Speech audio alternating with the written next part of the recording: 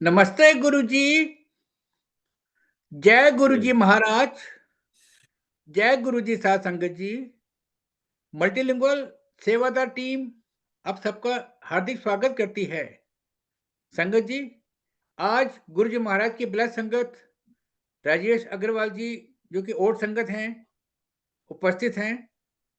गुरु संगत की तरफ से, गुरु परिवार की तरफ से आपका बहुत बहुत स्वागत है।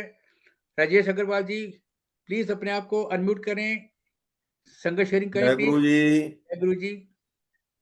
शुक्राना गुरु जी। अनंतम शुक्राना मेरे गुरु महाराज जी का। कोटि कोटि प्रणाम, कोटि कोटि नमन। आई सारी संगत, सुनने वाली सारी संगत के चरणों में मेरा प्रणाम स्वीकार हो। सभी सेवादारों के चरणों में मेरा प्रणाम स्वीकार हो। अपने आप को बहुत भाग्यशाली मानते हुए कि इस प्लेटफॉर्म पे एक दफा फिर मौका मिला सत्संग करने का। गुरु महाराज बार बार कल्याण का अवसर देते हैं और आज फिर दोबारा इस मौके को मैं बहुत भाग्यशाली मानता हूँ। मुझे दोबारा इस प्लेटफॉर्म पे मौका दिया। आपका, आप सभी संगतों का बहुत बहुत शुक्राना, बहुत बहुत शुक्राना। संगत जी, आप सब बहुत भाग्यशाली हैं जो गुरु परिवार में जुड़े हैं और गुरु महाराज जी के चरणों से मतलब जुड़ गए हैं। ये एक अपने आप में अद्भुत बात है। गुरु महाराज जी के साथ जुड़ना कोई मामूली बात नहीं है। भाग्यशाली और नंबर वाइज जैसे जैसे नंबर आता है वैसे जुड़ते हैं। संगत जी, मैं अपनी जर्नी आपके साथ शेयर करता हूँ। उससे पहले कुछ एक चीजें थोड़ी सी बताता हूँ आपको कि इस संसार के अंदर ये मानता हूँ जन्म हमारे माँ बाप ने दिया और हम जन्मे हैं और गुरुजी हमारे साथ हैं और सब चीजें मौजूद हैं। लेकिन बस मैं एक ही चीज कहूंगा कि इस मानव जीवन के अंदर अगर कोई साथ देने वाला, जो शुरू से लेके और अंत समय तक और उसके बाद भी अगर हमारा कोई साथ देता है तो वो हैं सिर्फ हमारे गुरुजी। गुरुजी महाराज हमारे को हर पल, हर समय साथ देते हैं और यही गुरु महाराज की सबसे बड़ी बात है, जो कि गुरु महाराज हमें हर पल खड़े मिलते हैं। तो बहुत बहुत शुक्राना मेरे गुरु महाराज का। एक दफे शुक्राना करते हुए संगत जी, मैं अपनी जर्नी आपसे शेयर करता हूँ। संगत जी, मुझे 2001 में गुरु महाराज के पास उनके चरणों में जाने का सौभाग्य मिला। गुरु महाराज उस समय एम्पायर स्टेट में बैठते थे। मैं जर्नली किसी से मिलने गया था, पंजाब में जज थे, उनके पास गया था मिलने के लिए। तो उन्होंने मेरे से कहा कि चलो गुरुजी के पास चलो। तो मैंने उनसे कहा कि गुरु महाराज के पास तो मैं जाता रहता हूँ, बहुत गुरुओं के पास गया हूँ। पर वो कहने लगे तुम हमारे गुरु के पास चल। मैंने कहा जी चलो कोई बात नहीं। मैं कभी भी किसी महापुरुष का अनादर नहीं करता। तो उनके साथ चला गया, गुरु महाराज जी के पास गए और वो हमारे को ले गए। थोड़ा समय से हम पहले चले गए थे। तो गुरु महाराज 6 बजे अपनी गद्दी पर आते थे। गुरु महाराज गद्दी पे आए, जैसे सबने माथा टेका हमने वैसे ही माथा टेका। माथा टेकने के बाद जल प्रसाद मिला, चाय प्रसाद मिला और लंगर प्रसाद करके और हम लोग वापिस अपने घर को आते थे।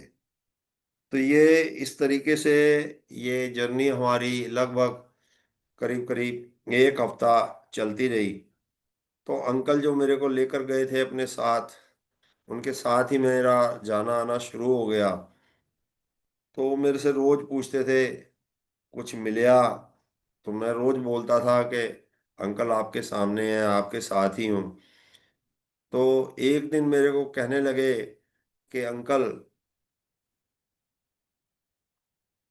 तुम ऐसे करना कल, राजेश मेरा नाम लेके बोलते हैं, राजेश तुम कल ऐसे करना कि गुरु जी के चरण दबाना।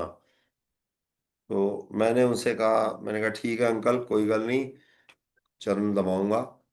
मैंने हाँ कर दी। हाँ करके, मुझे नहीं पता था कि गुरु जी का ऑरा कितना बड़ा है, गुरु जी क्या हैं, और महाराज मेरे परमात्मा क्या है, मुझे नहीं मालूम था। अनजान व्यक्ति हाँ कर ली। लेकिन मन ही मन एक बात को समझता रहा कि गुरुजी के पास तो बहुत बड़े बड़े लोग आते हैं, और उनके पास तो मतलब चारों तरफ बड़े बड़े लोग बैठे होते हैं। तो किस प्रकार गुरुजी के पास जाएगा, उनसे कैसे कहेगा कि गुरुजी मैं आपकी सेवा करना चाहता हूँ, कैसे करेगा? मन में हजारों क्वेश्चन मेरे आए। लेकिन उन सब क्वेश्चनों को दरकिनार करते मैंने निश्चय किया कि कोई बात नहीं, जो होगा देखा जाएगा। जब एक दफे हाँ की है तो चलना तो अब है ही है। उस दिन मैं जरा जल्दी गुरुजी के पास चला गया, और हम लोग पहुंच गए थे 3 बजे के आसपास।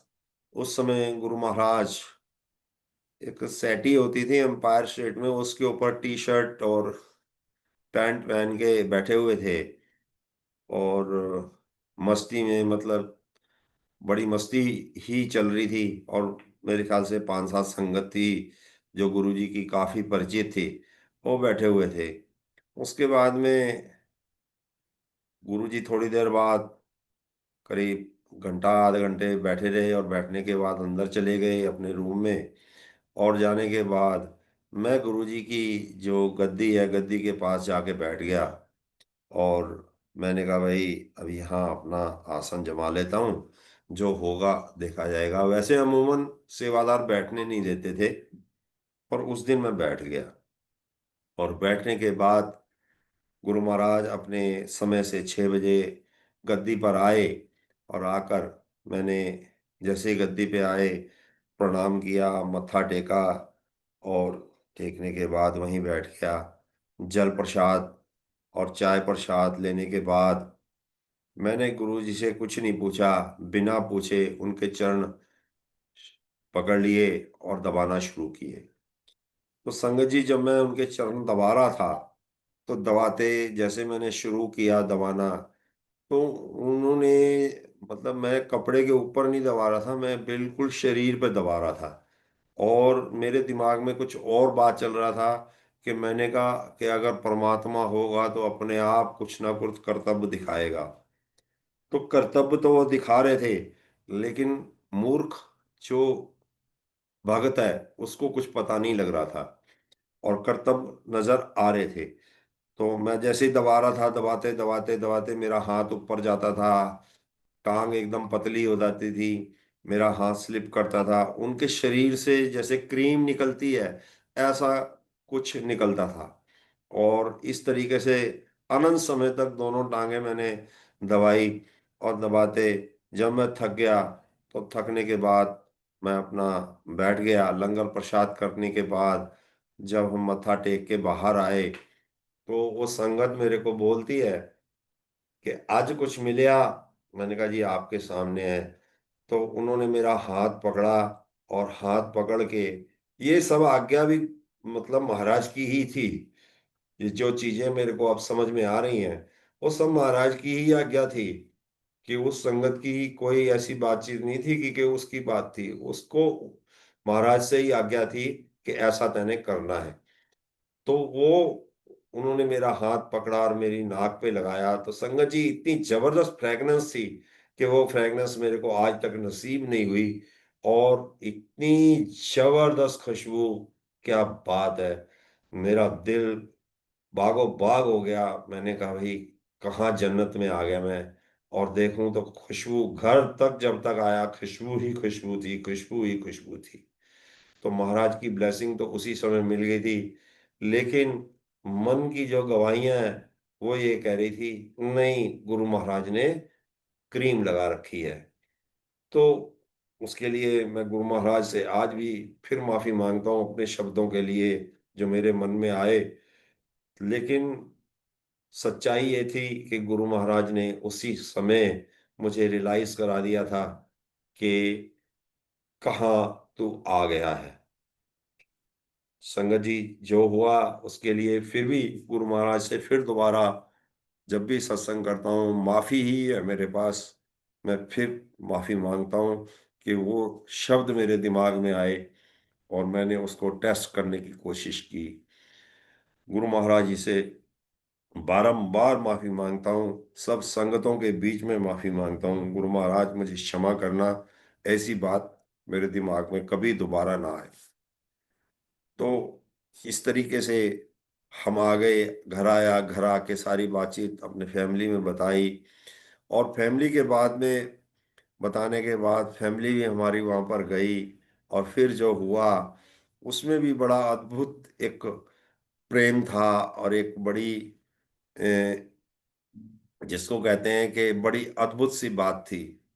मैंने जैसे घर बताया तो घर में मिसिज कहने लगी कि भी बहुत गुरु हैं, बहुत ये है वो है फलान है। कोई बात नहीं, सुनने के बाद ये सब चीज़ें चलती रही। लेकिन फिर जब हमने 2-3 दिन के बाद में अंकल का फोन आया कि चलना गुरुजी के पास, मैंने कहा जी चलो। मैंने मिसिज से कहा तो वो कहने लगी ना। तो वो जैसे ना कहने लगी, कहते कहते काफी टाइम हो गया, मैंने उसको मनाया, मना के हम लोग गए। जैसे मैंने मत्था टेका, गुरु महाराज ने कुछ नहीं बोला। तो मिसिज मत्था टेकती है तो उसको बोलते हैं की गल, तू तो आना नहीं सीगा। बड़ी अद्भुत सी बात। गुरु महाराज एक ही लाइन में पता नहीं कितने क्वेश्चन कर देते हैं और कहते हैं तुसी कित्थों आए हो, ਤੁਹਾਨੂੰ पता नहीं मेरा बड़ा मंदिर है। और ये सारी चीजें हमें पता भी नहीं थी। और उन्होंने एक ही लाइन में काफी हुक्मनामा भी दे दिया अपना, और ये भी पूछ लिया कि तुम कहाँ से आए हो। और गुरु महाराज तो जानी जान है, उन्हें सारी बात का पता है कि भी जब वो ये कह रहे हैं कि तुमने आना नहीं था, तुम कैसे आ गए। तो गुरु महाराज को सब पता है, वो जानी जान है। तो इस तरीके से यहाँ से जर्नी हमारी स्टार्ट होती है। और स्टार्ट होने के बाद फिर हम बड़े मंदिर भी जाते हैं और बड़े मंदिर का सारा दृश्य देखते हैं। उस समय मंदिर बन रहा था और उस समय तो मंदिर बहुत छोटा था, बहुत छोटा सा मंदिर था। गुरु महाराज ने मंदिर जो बनाया था, जो मेन दरबार है वही बनाया था। आज तो मंदिर का प्रांगण बहुत बड़ा हो गया है, लेकिन उस समय बहुत छोटा सा था, तिकोना सा, जो जैसे एंट्रेंस होती है और एंट्रेंस के बाद ही एक छोटी सी कुटिया बनी हुई है जिसमें वो गुरु महाराज की है, जहाँ गुरु महाराज बैठ के उस मंदिर को बनवाते थे। तो इस तरीके से आगे हम अ, चलते हैं। वो सारी चीजें होने के बाद हम घर आ गए। और घर आने के बाद गुरु महाराज जी के पास जाना आना शुरू हो गया। तो संगत जी, जब गुरु महाराज जी के पास आना जाना शुरू हुआ तो कई तरीके की बातें हमारे पास सामने आने लगी। और कई तरीके के सत्संग भी उस समय होते थे कि जैसे हम गुरु जी महाराज के पास जाते थे तो गुरु महाराज कुछ प्रवचन नहीं करते थे। गुरु महाराज सिर्फ बैठे रहते थे शांत, और बस उनकी जो मर्जी होती थी तो वो किसी को भी कह देते थे खड़ा हो, 10, बस इतनी बात बोलते थे और वो अपना खड़ा होके अपनी सारी कहानी बताता था। तो इस तरीके के सत्संग मतलब होते थे। तो इस तरीके से ये कहानी चलती रही। अब संगत जी मैं आगे बताता हूँ कि सत्संग की शुरुआत गुरु महाराज ने 2002 के आसपास शुरू की थी। गुरु महाराज को उस समय ये पता था कि मैंने आगे क्या करना है, और 2007 में अपना ये रूप मैंने छोड़ देना है।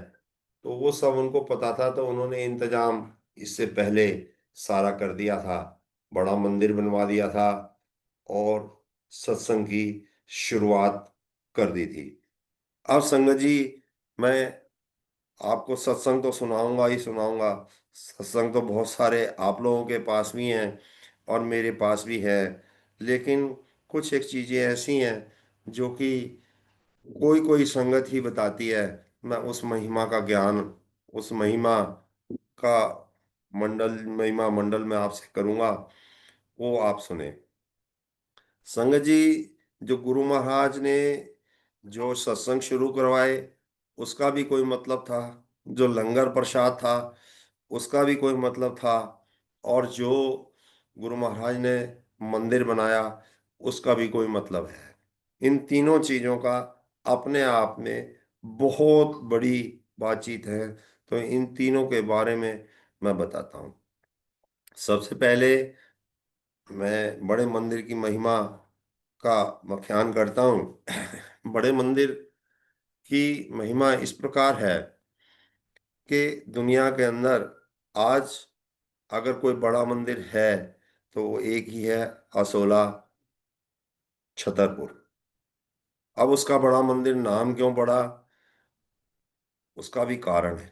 उसका कारण है संगत जी कि बड़ा मंदिर अपने आप में बहुत बड़ा मंदिर है, इसमें कोई दो राय नहीं। अब आप इसके बारे में सुनिए, बड़ा मंदिर क्यों है।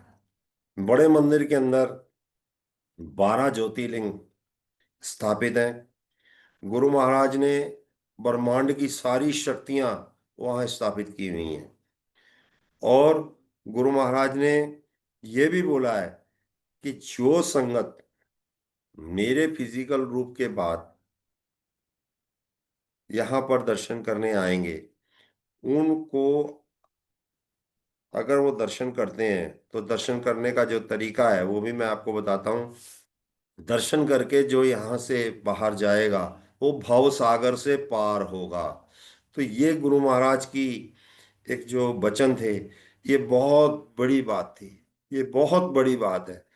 तो अब बड़े मंदिर की जो बातचीत है वो बताता हूँ कि वहां पर 5 पौड़ियां बनी हुई हैं जो मोह, अहंकार, क्रोध, इन सभी की सीढ़ियां, उनको लांग के गुरु महाराज कहते थे इनको लांग के आओ, इनको छू के मत आओ, इनको लांग के आओ।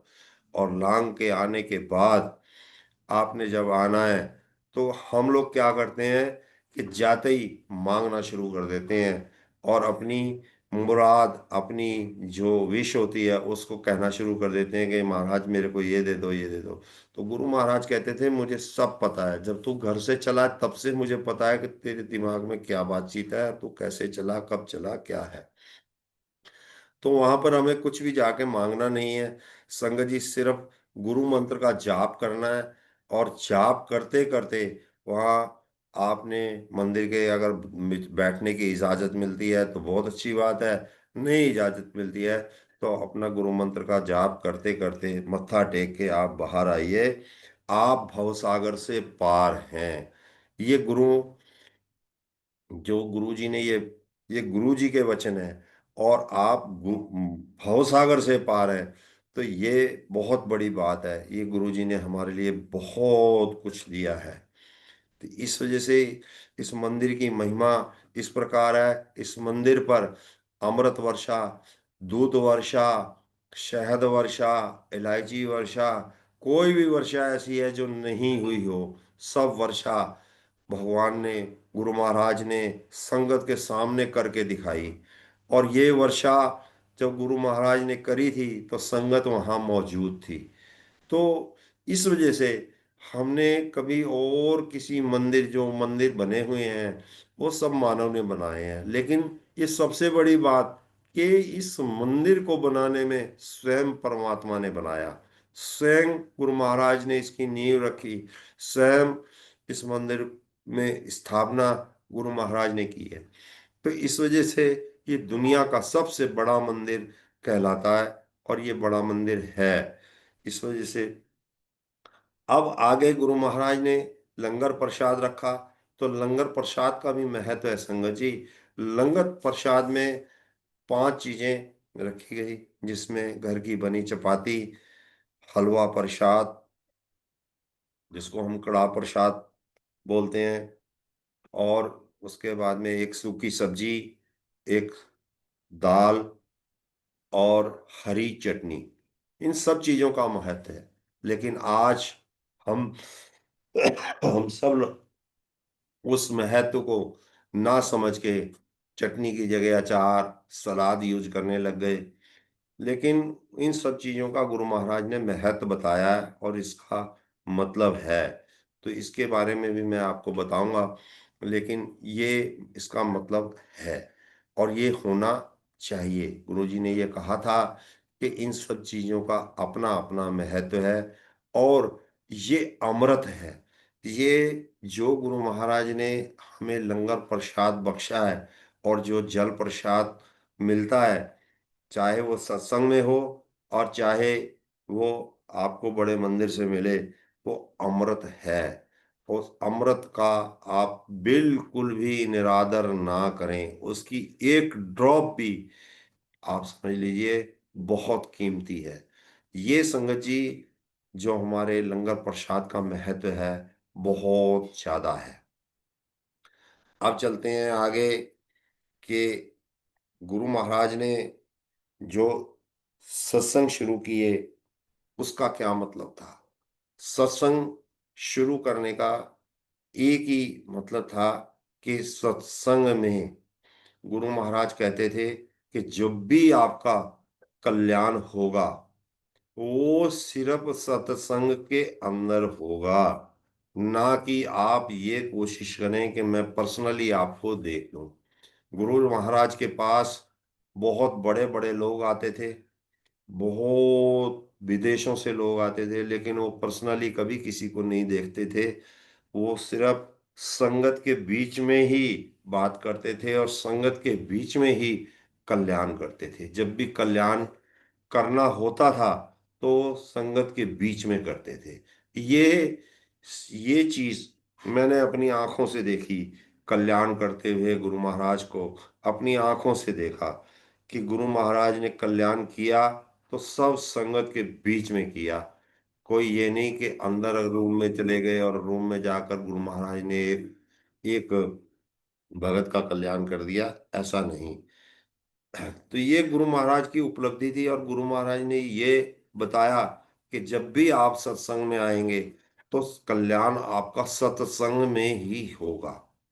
और संगत जी हम सत्संग को बहुत बहुत ही मतलब जो है कि ये समझ लेते हैं कि चलो जी जब मर्जी चले जाओ, जब मर्जी आ जाओ। ये ऐसा नहीं है। सत्संग का नियम है, सत्संग के नियमों का पालन करना चाहिए। सत्संग में हमेशा 5 मिनट पहले जाना चाहिए और सत्संग के समापन के बाद जल प्रसाद, लंगर प्रसाद लेकर खाकर और हमें प्रेम पूर्वक गुरु जी से आज्ञा लेके हमें वापिस अपने घर आना चाहिए। वहां से आपको खाली गुरु जी कभी नहीं भेजेंगे। चाहे आप कहीं किसी जगह में, दुनिया के किसी जगह में सत्संग हो रहा हो, वहां आप जाते हैं, गुरु जी वहां विराजमान होते हैं। संगतों के बहुत क्वेश्चन आते हैं। मेरे पास एक दोस्त का मेरे का सवाल आया, कहने लगे भाई वहां तो हम गए थे, वहां कुछ नहीं था यार, वहां तो खाली कुर्सी पड़ी हुई थी, कुछ नहीं था। एक आदमी मतलब जो है कि वहां स्पीकर लगा रखा था, ऐसा था वैसा था। उन्होंने मेरे से ढेरों क्वेश्चन किए, लेकिन जब ढेरों क्वेश्चनों के बाद उसको मैंने सभी चीजों का जवाब दिया और जवाब देने के बाद मैंने उससे कहा तुम मेरे साथ चलना। और मेरे साथ जब वो एक दो दफा गया तो उसे पता लगा कि हाँ, यहाँ पर कुछ ना कुछ है। तो संगत जी बहुत कुछ अभी भी ये हमारी सोच बिल्कुल गलत है कि गुरु महाराज आज फिजिकल रूप में बेशक नहीं है, लेकिन गुरु महाराज प्रेजेंट हैं। परमात्मा कभी भी सिर्फ अपने जो मानव रूप से आलोक हुआ है और मानव रूप में वो आते रहेंगे, आए हैं। वो गुरु महाराज कहते थे मैं हूँ, मैं था और मैं आगे भी रहूंगा। ये गुरु महाराज ने हमेशा कहा। और उसके बाद में भी जैसे गुरु महाराज 2007 में आलोक हुए, तो उसके बाद में भी ये बात हुई। कई लोगों ने, कई फैमिली के लोगों ने ये कोशिश करी कि उनकी गद्दी को संभाला जाए, लेकिन गुरु महाराज ने ये तो पहले ही बता दिया था कि मैं हूँ, मैं था और मैं आगे रहूँगा। तो गद्दी पे कोई भी बैठ नहीं सका और कोई बैठ भी नहीं पाएगा। गुरुजी महाराज प्रेज़ेंट है, आज भी उनकी बा उनकी सारी ब्लेसिंग्स सभी को मिलती हैं। आप मन से उनको याद कीजिए, उनके पास जाइए, उनके चरणों में जाके अरदास कीजिए, आपको ज़रूर मिलेगी। आपको उनकी ब्लेसिंग ज़रूर मिलेगी, 100% मिलेगी। ये गुरु महाराज का वायदा है। गुरु महाराज कहते थे, तुम मेरे पास एक दफ़े आके मत्था टेकते हो, तो मैं आपके साथ 1 करोड़ दफ़ा हूँ। गुरु महाराज ये भी कहते थे, तुम जब भी मेरे पास आओ, ज़ीरो होके आओ। अपना गुस्सा, अपना दिमाग अपनी जुतियों में रख के आओ। मेरे पास जब भी आना है, आके दिमाग नहीं चलाना, मेरे पास आके चुपचाप बैठो। एक बट ये कोई चीज़ मेरे को नहीं चाहिए। मेरे से कुछ कोई क्वेश्चन मत करो, मुझे सब पता है। जैसा मैंने कहा वो करो, बस। तो गुरु महाराज क्या था, गुरु महाराज तो सबको ये बता देते थे, उनकी मर्जी होती थी कि किससे उन्हें बात करनी है, किसको उन्हें खड़ा करना है। अब हमारे में से कई भक्त ऐसे थे जो एंटर भी नहीं होते थे और अभी बाहर ही होते थे, तो गुरु महाराज बता देते थे कि देखो उस नाम का व्यक्ति चल के आ रहा है, सेवादार को बोलते थे उसको अंदर ले आओ। और कुछ भक्त ऐसे थे कि जो सालों साल से आ रहा है, गुरु जी ने उससे बातचीत भी नहीं करी। तो गुरु जी की तो अपनी मौज है, उसकी मौज, उनकी मौज के आगे कोई बातचीत नहीं है। वो उनकी मर्जी थी कि किसका कल्याण कैसे करना है, कैसे नहीं करना। तो हमें कोई भी इफ एंड बट, कुछ लोगों का अरे बहुत सारे भाई बहनों का यही सवाल है कि यार इतने दिन हो गए पूजा करते हुए, इतने दिन हो गए गुरु जी के पास जाते हुए, कोई तो कल्याण हुआ नहीं, कोई तो कुछ हुआ नहीं, कोई तो कुछ हुआ नहीं, हमारा तो कुछ हुआ नहीं। ऐसा कुछ नहीं है संगत जी, हमारा कल्याण होता है, हमें पता नहीं लगता। पता नहीं कितने पाप, जब हम एक सत्संग में जाते हैं तो कितने पाप उसी समय कट जाते हैं, और आपके पास कितना बड़ा संकट आने वाला होता है जो उस सत्संग में आप कटवा के आ जाते हो, और वो आपको आपको नहीं पता लगता। वो तो गुरु महाराज को पता है ना कि आपका क्या संकट काट दिया। लेकिन समय आता है, और समय आने के बाद आपको रियलाइज होता है कि हाँ, मैं बिल्कुल सही जगह पे गया और वो समय मेरे लिए बहुत घातक था, और मुझे गुरु महाराज ने बचा लिया। रियलाइज वो कराते हैं, सभी को कराते हैं, पता लगता है। तो ये गुरु महाराज की जो सत्संग की मैंने उपलब्धि बताई, सत्संग बहुत बड़ा तप है। सत्संग में कभी भी जो सत्संग की अवहेलना है तो बिल्कुल नहीं होनी चाहिए। आप जाइए, आराम से प्रेम पूर्वक बैठिए। सत्संग के बारे में एक चीज और कहना चाहता हूं कि सत्संग को अगर आपने अपने शरीर में एक दफे उतार लिया, तो समझ लीजिए कि बहुत बड़ी बात है। वो सत्संग आपका कल्याण ही कल्याण करेगा। लेकिन कुछ लोग अपना समय से जाते नहीं, गए, कुछ 5 मिनट पहले जाते हैं, कुछ आधा घंटा पहले जाते हैं, ठीक है। तो ये सब चीजें होती है, जो गुरु महाराज बताते भी थे, और गुरु महाराज कहते भी थे कि जो तुम इंस्टेंट ब्लेसिंग लेने के लिए आते हो, इंस्टेंट ब्लेसिंग कभी भी आपको नहीं मिलेगी। गुरु महाराज की मौज है वो तो, उनकी मर्जी होती है कि वो आपको क्या दें। जो हमारे लिए उचित होता है वही हमारे को देते हैं। तो हमें गुरु महाराज जी के पास जाना चाहिए, बड़े प्रेम से जाना चाहिए। अब मैं सत्संग की एक बात आपसे कहता हूँ। एक एक अनजान व्यक्ति जो सत्संग के बारे में कुछ नहीं जानता था, वो गुरु महाराज जी के पास आता था। तो गुरु महाराज जी के पास आते जब आता था तो गुरु महाराज जी से एक दिन उसने पूछा कि गुरु महाराज, मैं तो यहाँ आता हूँ, तो सत्संग में क्या मिलता है? तो उसका क्वेश्चन बड़ा अजीब था। तो गुरु महाराज ने उसको बोला, ये सत्संग वैसे इस इन गुरु महाराज का नहीं है, वैसे मैंने किसी और जगह से सुना है। तो लेकिन मेरे को मेरे सामने की ये बात नहीं है, पर फिर भी मैं सत्संग तो सत्संग ही है, मैं बताता हूँ उसके बारे में। तो वो कहते हैं कि तू ऐसे कर कि एक ईंट ला और एक ईंट उठा के मेरे सिर में मार। तो वो संगत कहने लगी कि महाराज, मैं ऐसा गलत काम क्यों करूं? मैं ईंट उठा के ले आऊं और आपके सिर में मारूं, बहुत सारी चोट लगेगी और मेरे को पाप लगेगा। तो उसके बाद में जब उसको सवाल का जवाब नहीं मिला, तो वो कहते जी महाराज, मुझे तो अपने सवाल का जवाब चाहिए कि यहाँ से क्या मिलता है। तो फिर गुरु महाराज उसको कहते हैं कि ऐसे करना, तू कल आना। तो जब कल जाता है तो कल फिर वही सवाल होता है कि सत्संग में क्या मिलता है। तो जब वो कहते हैं अच्छा, तो आप ऐसे करो, उसको बोलते हैं तो ऐसे करना, ये तेरे को कल ईंट के लिए बोला था ना? बोला हाँ जी। तो ऐसे करना, ईंट के बराबर रुई ले आना, ईंट के बराबर रुई ले आना, और वो रुई का बंडल बनवा के ले आना, उसकी जैसे गांठ होती थी, गांठ सी बना के ले आना। तो वो संगत गई और जाके रुई के ईंट के बराबर रुई ली और गांठ बनवाई, और गांठ बनवा के वो ले आया। तब गुरु महाराज कहने लगे, क्या इसको मेरे सिर में मारो? तो फिर भी उसने सिर में मारने की हिम्मत नहीं करी। तो कहने लगा देखो, मार के देखो। तो फिर गुरु महाराज ने समझाया, कह रहा, कहा कि जब तुम ईंट को मारोगे तो मेरा सिर फूट जाता है, और अगर रुई से तुम मेरे को ये रुई की गांठ मारोगे तो मेरा कुछ भी नहीं बिगड़ेगा, मेरे को बिल्कुल चोट नहीं लगेगी।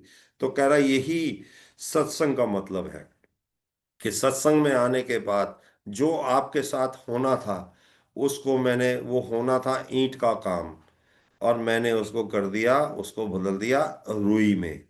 तो ये सत्संग का महत्व है संगत जी। इसको समझने की जरूरत है कि वो रुई का काम अगर हमने, ईंट का काम हमने रुई में बदलना है, तो जिससे हमारे को चोट ना लगे। और यही गुरु महाराज कहते थे, कहते जो कर्म है वो आपको भुगतने होंगे, 100% आपको भुगतने होंगे, लेकिन 90% मैं आपको, आपकी मदद करूंगा, और 10% आपको ईंट से रुई में कन्वर्ट कर दूंगा, जिससे कि आपका भुगतान कर्मों का हो जाए। लेकिन अगर आप, हम ये सोचें कि हमारे कर्म माफ हो जाएंगे और जो हमने गलत किया है वो माफ हो जाएगा, तो संगत जी वो कभी नहीं होता। चाहे आप 10 सत्संग करा लो, आप कितना जाप कर लो, जो मर्जी कर लो, जो आपने गलत किया है उसकी सजा आपको मिलेगी ही मिलेगी। हाँ, जो आपने सही किया है उसका भी श्रेय आपको मिलना है, वो क्रेडिट आपको मिलेगा ही मिलेगा। लेकिन ऐसा कभी नहीं होता कि आपने गलत कर दिया और उसके लिए आपको माफी मिल जाए, ऐसा नहीं होता। सिर्फ वो गुरु महाराज की मौज है, जब आप गुरु महाराज की शरण में चले जाते हैं तो वो भुगतना तो पड़ेगा, लेकिन थोड़ा थोड़ा करके और उसको छोटा कर देते हैं, उसको हल्का कर देते हैं, और वो भुगतना हमें होगा। तो ये था सत्संग का महत्व। और सत्संग के अंदर जब हम आते हैं, सत्संग को सुनते हैं, तो गुरु महाराज कहते थे, सत्संग सुनाने वाले का भी कल्याण, सत्संग सुनने वाले का भी कल्याण। तो ये गुरु महाराज के वचन थे। ठीक है जी। और उसके बाद में सत्संग की और बहुत मर्यादाएं हैं, जैसे हम सत्संग में हमें लंगर प्रसाद मिलता है, तो उन सब चीजों को, वो ब्लेस्ड प्रसाद होता है, उस ब्लेस्ड प्रसाद का अनादर कभी भी ना करें। और हो सके तो जो प्रसाद हमें मिलता है, मतलब कोशिश आप ये कीजिए कि लंगर प्रसाद को वहीं खा के और पूरा संपन्न करके और वहां से गुरु महाराज से आज्ञा लेके आप वापिस आए, तो बहुत अच्छा होगा। क्योंकि वो हमारे शरीर के सारे रोगों को, और जो सारी हमारी मुसीबतें हैं उनका हल, वो उसी के अंदर उस प्रसाद में छिपा हुआ है। तो ये सब चीजें गुरु महाराज ने उस समय बताई। ये भी क्वेश्चन हुआ कि गुरु महाराज, आप संगतों को, एक 4 लोगों को इकट्ठे खाना क्यों खिलाते हो? हमें नहीं पता होता था। हमने ये टेस्ट भी किया उस समय। हम लोग घर के 20 आदमी गुरु महाराज के पास जाते थे।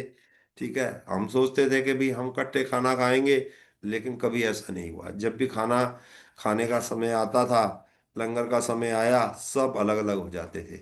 अब उसका कारण था, गुरु महाराज ने कहा, गुरु महाराज ने इसमें कई चीजें हमें बताई कि मैं आपका परिवार बना रहा हूं, जिसका नाम उन्होंने रखा गुरु परिवार। तो गुरु परिवार का मतलब ये था कि कोई छोटा कोई बड़ा उसमें नहीं है। आपने जिसके साथ खाना खा लिया, वो हरिहर, सबका कल्याण हो गया।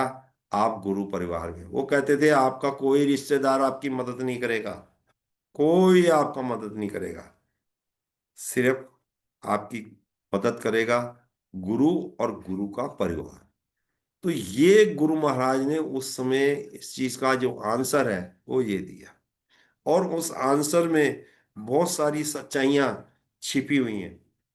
संगत जी, इसी में एक सत्संग है, वो हमको मैं शेयर करता हूँ। एक मिनिस्टर साहब थे, और राजस्थान से चलते हैं, और राजस्थान से चल के गुरुजी के पास आते हैं, और गुरुजी से आके अपनी ब्लेसिंग लेने के लिए आते हैं। और वहाँ ड्राइवर उनका आता नहीं है, ड्राइवर की लड़की बीमार होती है, तो ड्राइवर मना कर देता है कि जी मैं जा नहीं सकता। तो वो मिनिस्टर जो है ड्राइवर को डांट देता है, और डांटने के बाद कहता है कि भाई ड्यूटी पे मत आना, और ड्यूटी पे मत आना। तो ड्राइवर कहता है नहीं नहीं साहब, ऐसी बात नहीं है, मैं चलता हूँ। तो अपनी बीमार लड़की को छोड़ के और वो मिनिस्टर को लेके गुरुजी के पास एम्पायर स्टेट आता है। अब आने के बाद जब गुरु महाराज को पता लगता है, तो गुरु महाराज सेवादार को उसी समय बोलते हैं कि जाओ, जाके बाहर से इनका जो ड्राइवर है उसको बुला के ला। उसको बुला लाते हैं, और ड्राइवर अंदर आ जाता है, वो गुरु महाराज जी के पास बैठ जाता है। तो गुरु महाराज उसको चाय प्रसाद, जल प्रसाद पिलाते हैं। उसके बाद में जब लंगर प्रसाद का समय आता है, तो गुरु महाराज लंगर प्रसाद उस मिनिस्टर को और उनके ड्राइवर को और 2 संगत और, जो कि बिल्कुल जिसको बोलते हैं एक आम संगत जिसको बोलते हैं, वो आम संगत कोई, वो उनके साथ वो लंगर प्रसाद करवाते हैं। अब उस समय बड़ी अद्भुत सी बात मिनिस्टर के दिमाग में जाती है कि ये क्या हुआ। तो उसके बाद में मिनिस्टर को बड़ा अद्भुत लगता है कि ये क्या हुआ। वो अपने घर चला जाता है, और ड्राइवर भी घर चला जाता है।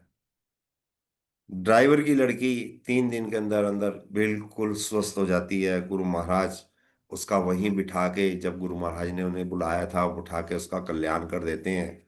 और कल्याण करके, और गुरु महाराज उसका कल्याण करने के बाद वो घर जब जाता है, तो लड़की उसकी 3 दिन के अंदर अंदर बिल्कुल ठीक आ जाती है। तो गुरु महाराज जी के पास 1 महीने के बाद आता है शुक्राना करने के लिए। और तब गुरु महाराज उसको सारी बात बताते हैं कि ऐसे ऐसे हुआ, ऐसे ऐसे था। तो उसने सारी बात मानी।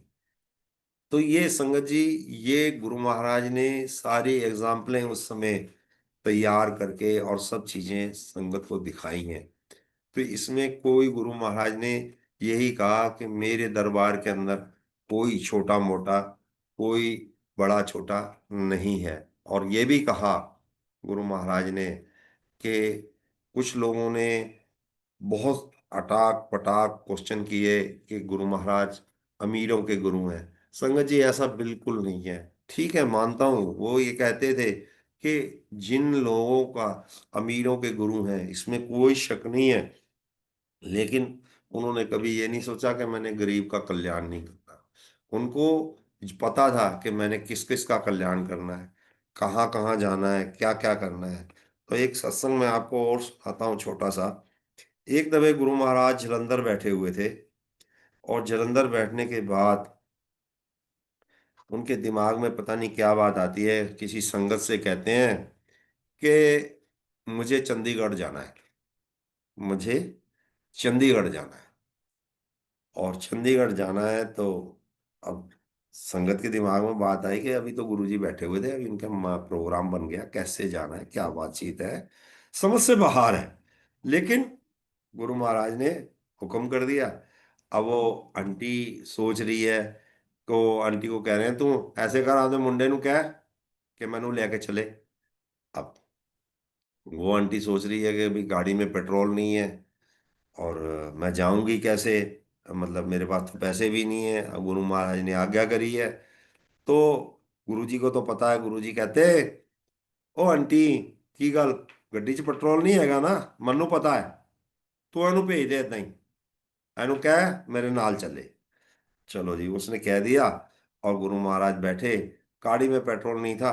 अब संगत जी, बिगर पेट्रोल के गाड़ी चल रही है, क्या संगत जी पॉसिबल है? मेरे ख्याल से तो पॉसिबल नहीं है। बहुत सारे अपनी लाइफ के अंदर मैंने बहुत सारी चीजें देखी कि बिना पेट्रोल के गाड़ी चली जाए, और वो भी इतनी दूर, कहाँ जलंधर और कहाँ चंडीगढ़। अब उसमें भी बहुत सारी चीजें छुपी हुई थी।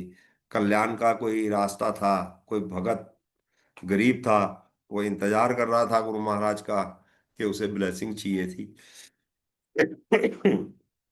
तो उस लड़के को बोलते हैं गुरु महाराज कि यार मैं ना चाह पीनी है, ਤੇ ਤੂੰ ਕਿਸੇ ਰੈਸਟੋਰੈਂਟ ਤੇ ਜਾਂ ਕਿਤੇ कोई ढाबा टुबा आऊगा, उत्थे रोक नहीं गड्डी। तो उसके दिमाग में ये चलता है कि गुरु महाराज ने बोला है किसी अच्छी जगह पे रोकते हैं, लेकिन गुरु दो तीन जगह उसने रोका तो गुरु महाराज ने मना कर दिया।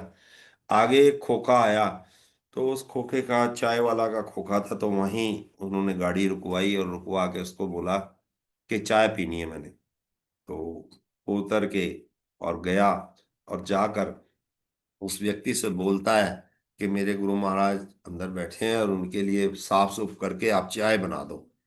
तो जैसे ही वो अ, उसने साफ सुफ किया, अपना फ्राई फिन वगैरह गुरु महाराज जी के लिए चाय चुई बना दी। और चाय चुई बना के, और जब गुरु महाराज जी के पास चाय लेके जाने लगा, तो उसने अपने गल्ले को, गल्ला उसका खुला हुआ था, उसमें गुरु महाराज की छोटा सा स्वरूप लगा हुआ था। और तो उसने गल्ले को ताला लगाना शुरू किया। तो तभी उस ड्राइवर ने पूछ लिया कि भाई, ये तुम ताला इसमें क्यों लगा रहे हो? तो उसने कहा मेरा गल्ला है। तो उसने उन्होंने पूछा ड्राइवर ने कि ये स्वरूप जो आपके पास, ये कहाँ से मिला? उसने कहा, उसने बताया कि मुझे किसी संगत ने मुझे दिया था, और ऐसे ऐसे मैं गुरु महाराज के पास जाना चाहता हूँ।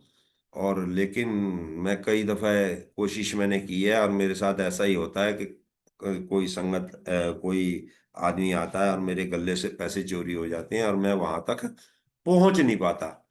तो उसने ताला लगाया। तब वो ड्राइवर उसको कहता है कि आज तेरे से मिलने के लिए गुरुजी स्वयं आ गए हैं, तो अपने गुरु से मिल ले। तब गुरु महाराज जी के पास वो चाय प्रसाद लेके जाता है, चाय वाला। और गुरु महाराज उस चाय को पीते हैं, और उसमें से कुछ चाय छोड़ देते हैं, और उसको कहते हैं ए तू पीला। तो वो उसको पिला देते हैं, कहते जा ऐश कर। तो ये गुरु महाराज का कल्याण करने का एक बहुत बढ़िया रास्ता था।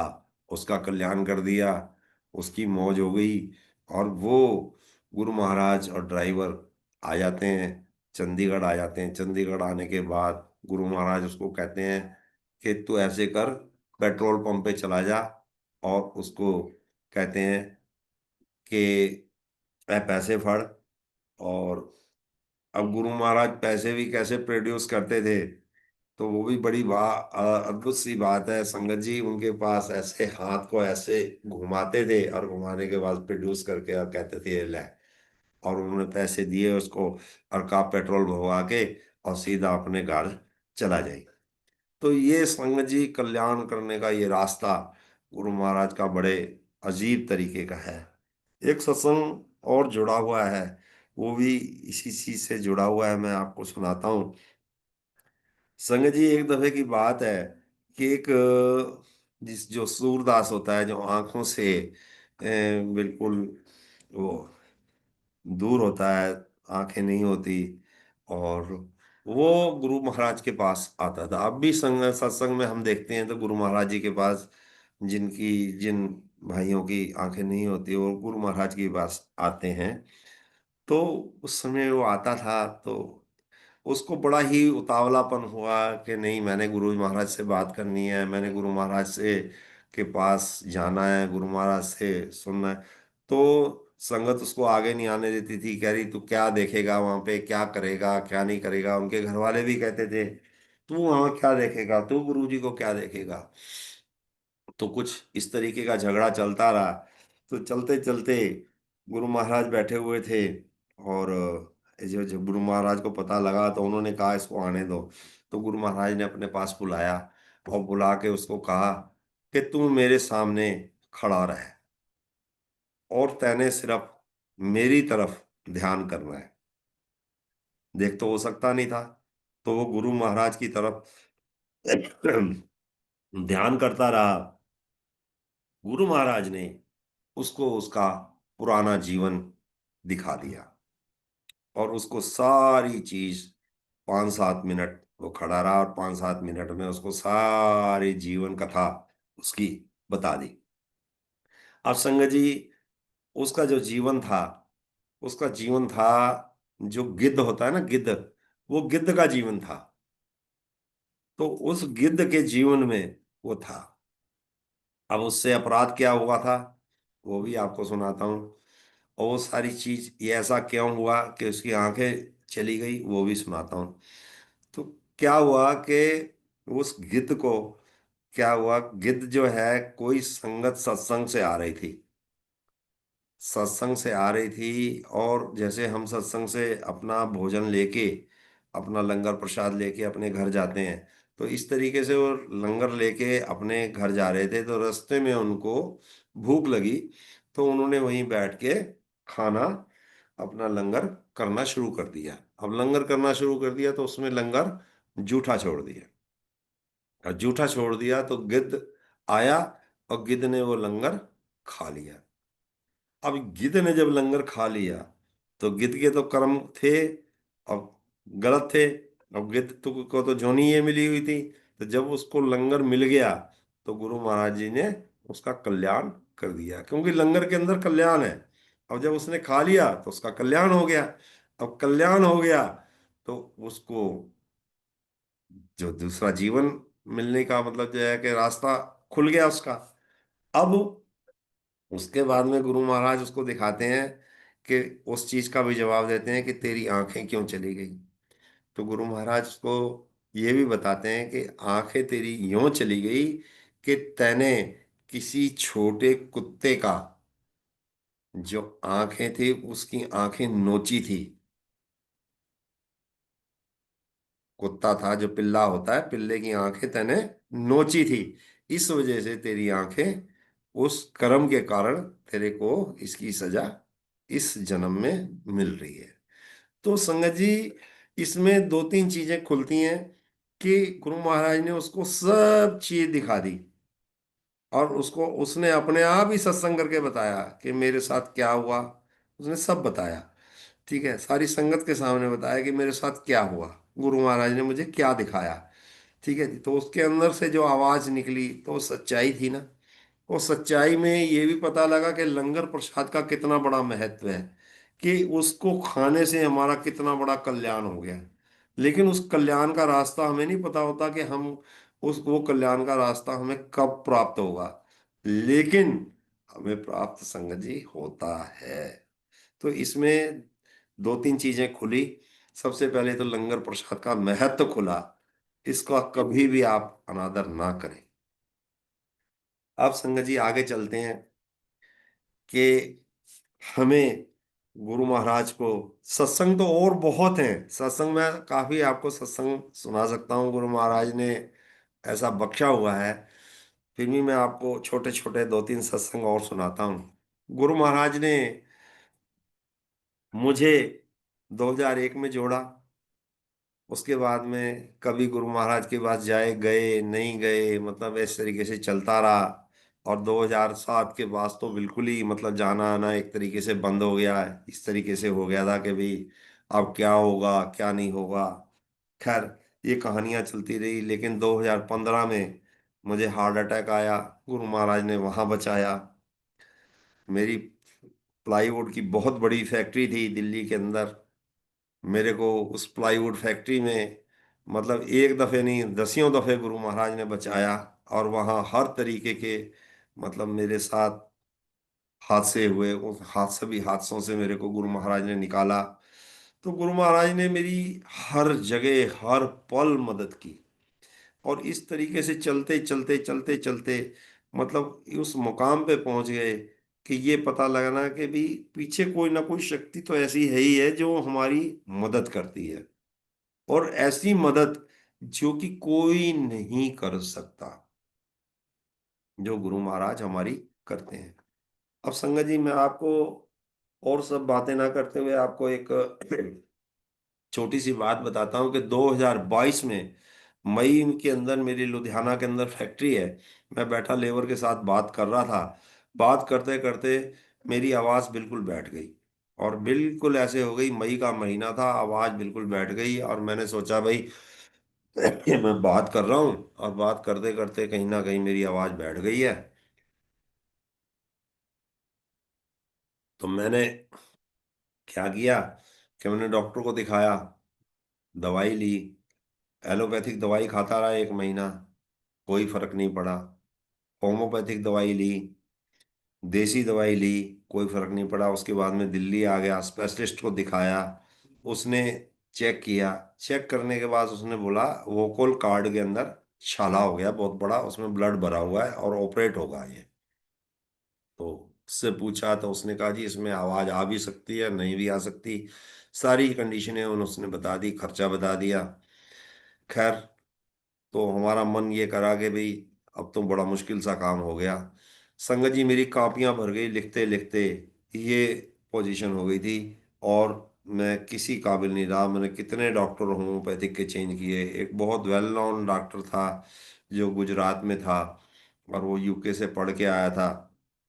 उससे मैंने दवाई ली, लेकिन कोई फर्क नहीं पड़ा। अंततः अक्टूबर के अंदर इस बात को जब ये 6 महीने लगभग हो गए, तो अंततः मतलब जो है बड़े मंदिर में एक दिन जाने का वैसे प्रोग्राम बना। और जाके मत्था टेका। तो गुरु महाराज से कभी मांगा नहीं है, बस इतना ही जाके बोला था, गुरु महाराज हुन तोड़ी मर्जी।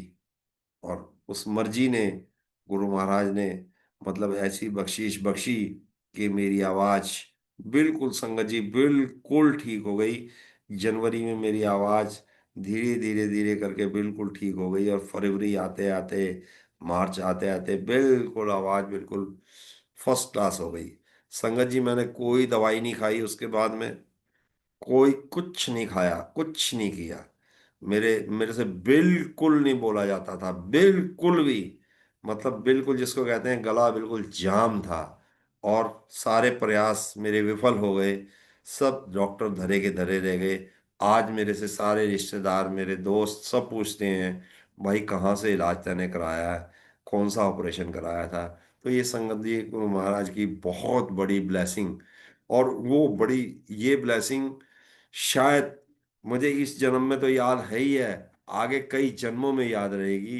क्योंकि ये बख्शीश छोटी मोटी बख्शीश नहीं है। और ये बख्शीश गुरु महाराज ने मुझे जो बख्शी है, शायद क्यों बख्शी है, ये भी मन में बड़ा क्वेश्चन आता है कि ये क्यों बख्शी है।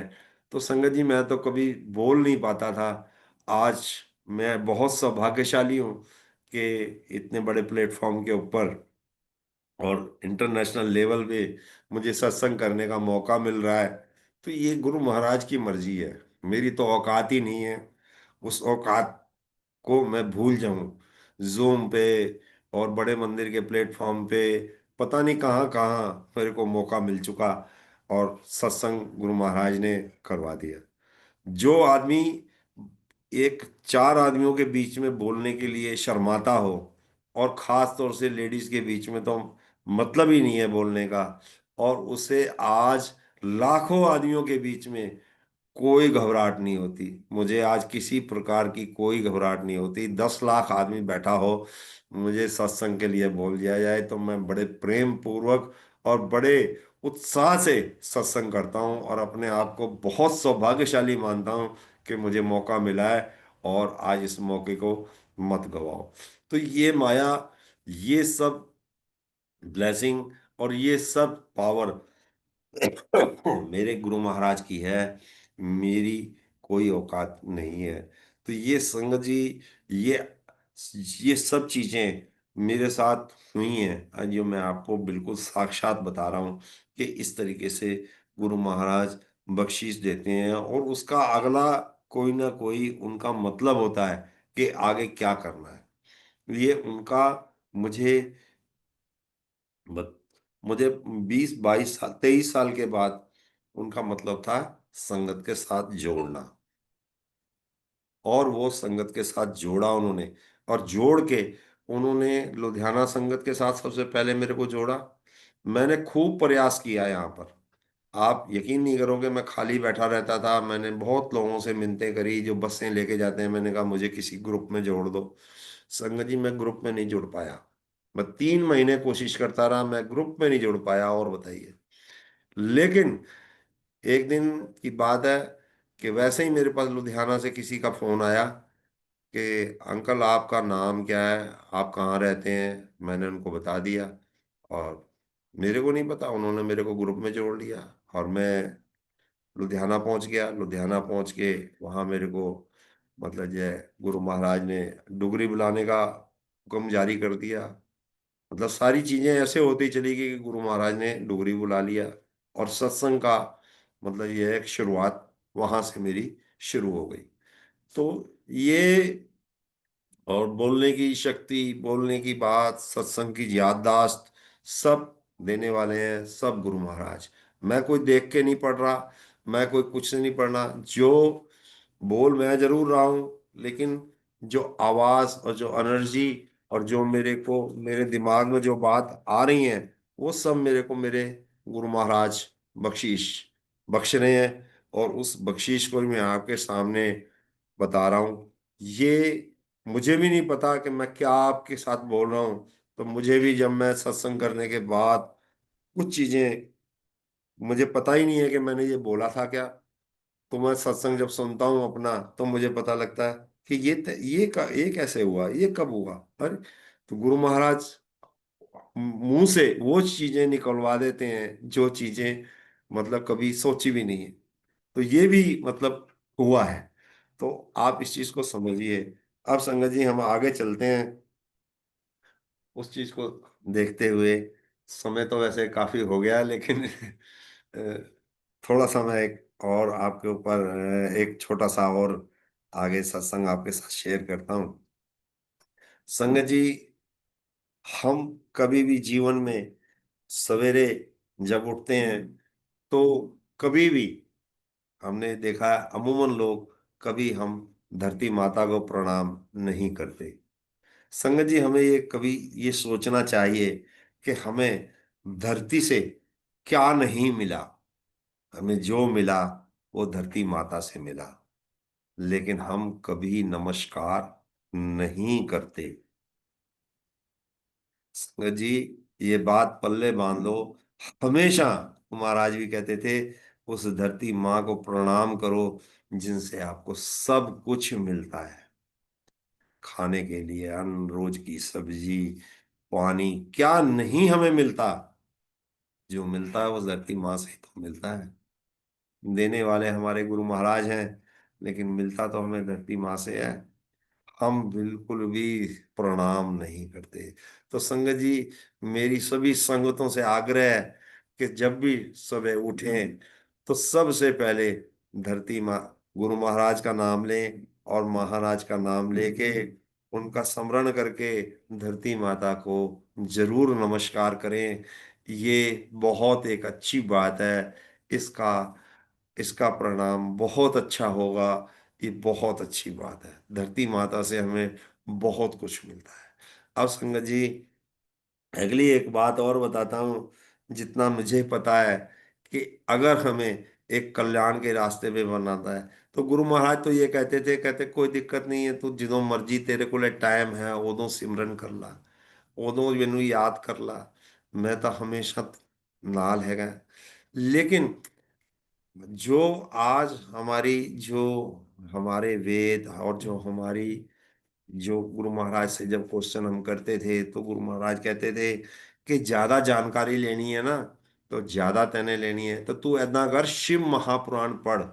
शिव महापुराण पढ़। तो गुरु महाराज ये कहते थे, एक दफा समझ नहीं आएगा दूजी दफा पढ़, दूजी दफा समझ नहीं आएगा तीजी दफा पढ़। तो कहते थे जितनी दफे तू पढ़ेगा उतनी दफे तेरे सवालों के जवाब वहां पर सब लिखे हुए हैं।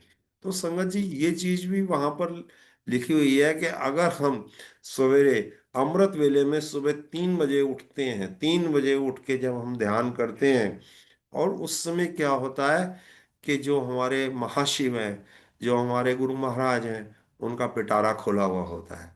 हमें हमारी ताकत होनी चाहिए उनसे कुछ लेने की, हमारी ताकत होनी चाहिए कुछ उनसे प्राप्त करने की। लेकिन हमारी ताकत उस समय विफल होती है, क्योंकि उस समय हमारे साथ एक जिसको बोलते हैं मोह माया, वो हमें परेशान करती है। वो जो मोह माया है, वो हमारे को परेशान क्या करती है, हमें निंद्रा लाती है और वो दखल अंदाजी बीच में करती है। अगर हम उसको कंट्रोल कर लें, तो उस समय खजाने का पटारा खुला होता है, वहां से ब्लेसिंग खुली होती हैं। क्योंकि 3 बजे के समय अमृत वेला दुनिया का सबसे जीतने वाला काम, जीतने वाली बातचीत उस समय होती है। मुश्किल से मुश्किल काम हम उसी समय अपना हल कर सकते हैं। हमारी सुनवाई उस समय बिल्कुल खुले दिल से, खुले मन से और खुले दरबार के अंदर होती है। तो संगत जी, सुनवाई तो 24 घंटे होती है, लेकिन जो एक सुबह 3 बजे का समय होता है, उसका बहुत बड़ा महत्व है। बहुत बड़ा महत्व है। आप कभी इस चीज को प्रैक्टिकली करके देखना। और उसके बाद में हमें सोना नहीं है, ये भी ध्यान रखना आप।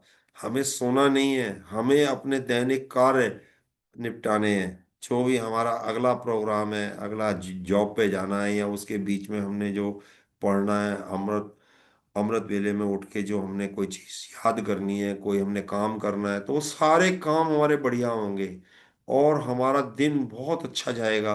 और हम आप देखेंगे जैसे जैसे जैसे जैसे हम अमृत वेले में उठ के अपने कार्यों को करना शुरू करते हैं, तो धीरे धीरे धीरे धीरे धीरे धीरे उस कार्यों में आपको सफलता हासिल होनी शुरू हो जाएगी। ये प्रैक्टिकली सत्य है, इसमें कोई दो राय नहीं है। ये गुरु महाराज ने भी बताया और ये बिल्कुल सत्य है। इसको करके आप जरूर देखें। तो अपनी वाणी को यहाँ पे विराम देते हुए, मैं अपने आप को, जो मुझसे गलतियां हुई हैं संगत जी, उन सभी की माफी मांगता हूँ। बहुत बहुत माफी मांगता हूँ कि गलतियां हो सकती हैं, कहीं भी गलती जो हुई हो सत्संग बोलने में, वो उन शब्दों से मुझे माफ करना। और आपका बहुत बहुत धन्यवाद। सभी का बहुत बहुत शुक्राना। मेरे गुरु महाराज का बहुत बहुत शुक्राना।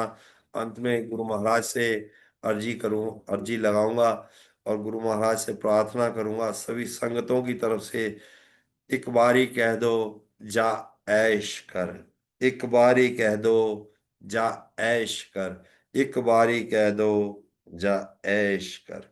जय गुरु जी।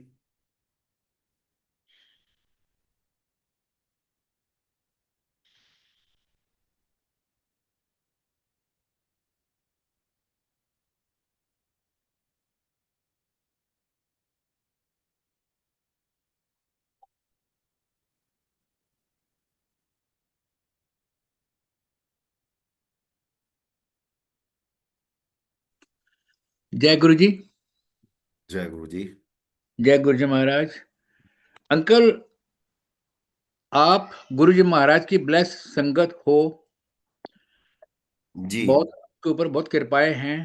जी। मुझे आप थोड़ा-सा गुरु संगत के लिए, नई संगत के लिए ये बताएँ कि जो उस समय आप देखते थे कि जो वो सादगी, वो गुरु जी के महाराज के समय की परंपरा, प्रोटोकॉल्स, तो वो आजकल कुछ आप देखते हैं कि आजकल कुछ चेंजेज़ आ गई हैं, कुछ अजीब-सा लगता है? बिल्कुल चेंजेस आ गई हैं, वो इसके बारे में चेजिंग। ज़रा इसके बारे में संगत को बताएँ कि क्या करना है हमें? आँखें कैसे खोलनी है? प्लीज़ बताएँ। संगत जी, हमें क्या करना है? हमें बहुत सिंपल है। गुरु महाराज ने एक ही बात बोली कि आप बड़े नम्रता पूर्वक किसी भी, कहीं पर भी, जहां भी आप रहते हैं, अपने स्वरूप, मेरे स्वरूप के आगे आए, बैठें और मुझसे बात करें, और कल्याण का रास्ता वहां से खुलेगा।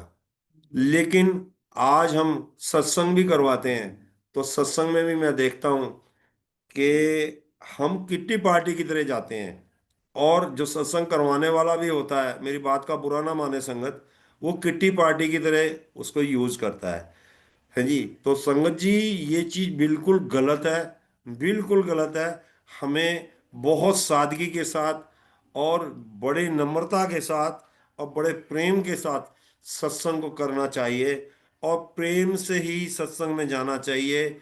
जब भी हमारी आंखें खुलती हैं, हम बड़े मंदिर नहीं जा सकते, कोई दिक्कत नहीं है।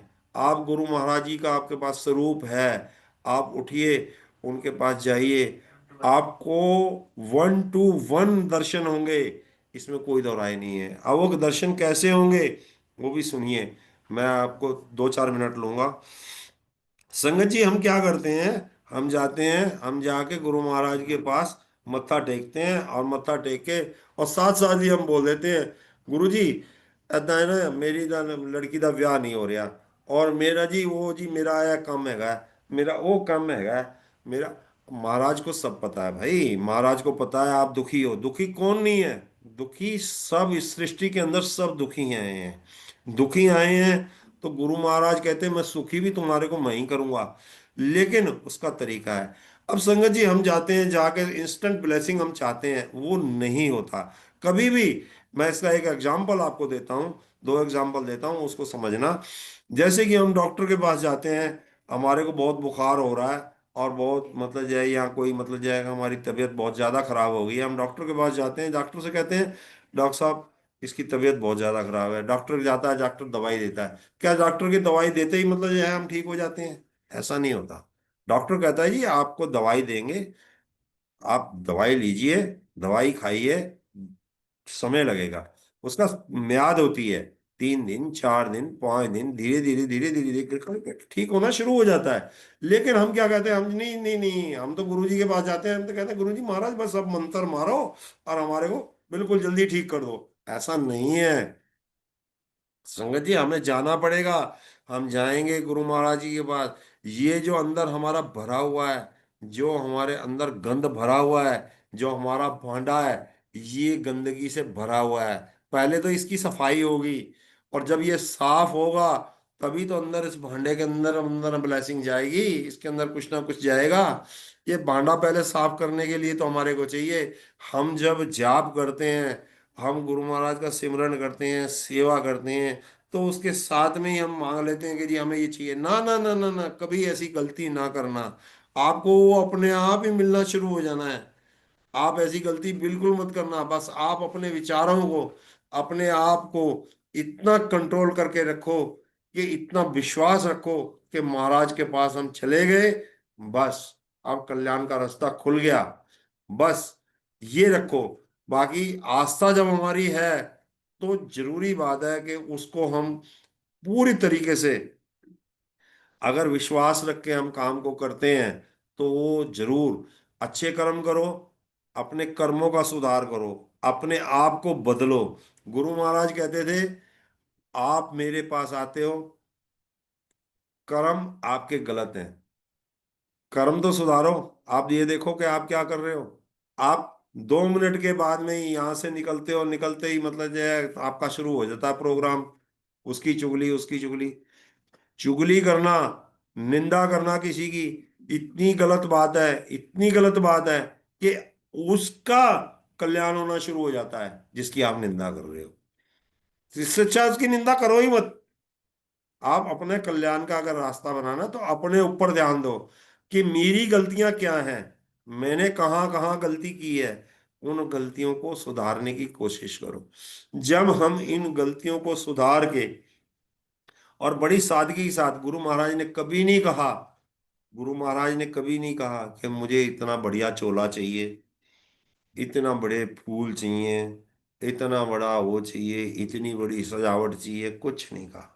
अब गुरु महाराज ने, अब जो चीज मैं बताना चाहता हूं वो भी सुनिए। गुरु महाराज ने क्या कहा? गुरु महाराज ने कहा कि तवे की रोटी जो हर घर में बनती है, कड़ा प्रसाद, आटा होता है घर में, मीठा होता है घर में, घी होता है घर में, ठीक है जी, दाल घर में होती है, आलू की सब्जी बना लो सूखी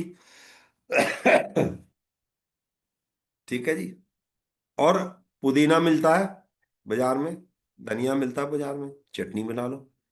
और गुरु महाराज ने क्या बता दिया हमारे को? देखो कल्याण का कितना सस्ता और बढ़िया रास्ता बता दिया। आलू सबसे सस्ता, पुदीने की चटनी सबसे सस्ती, ठीक है जी, मूंग की दाल, हरी मूंग की दाल लो सबसे सस्ती। अब ये तो हम रोज खाते ही हैं, इसी को हमने स्वच्छता से, मन से, और हमें बनाना है।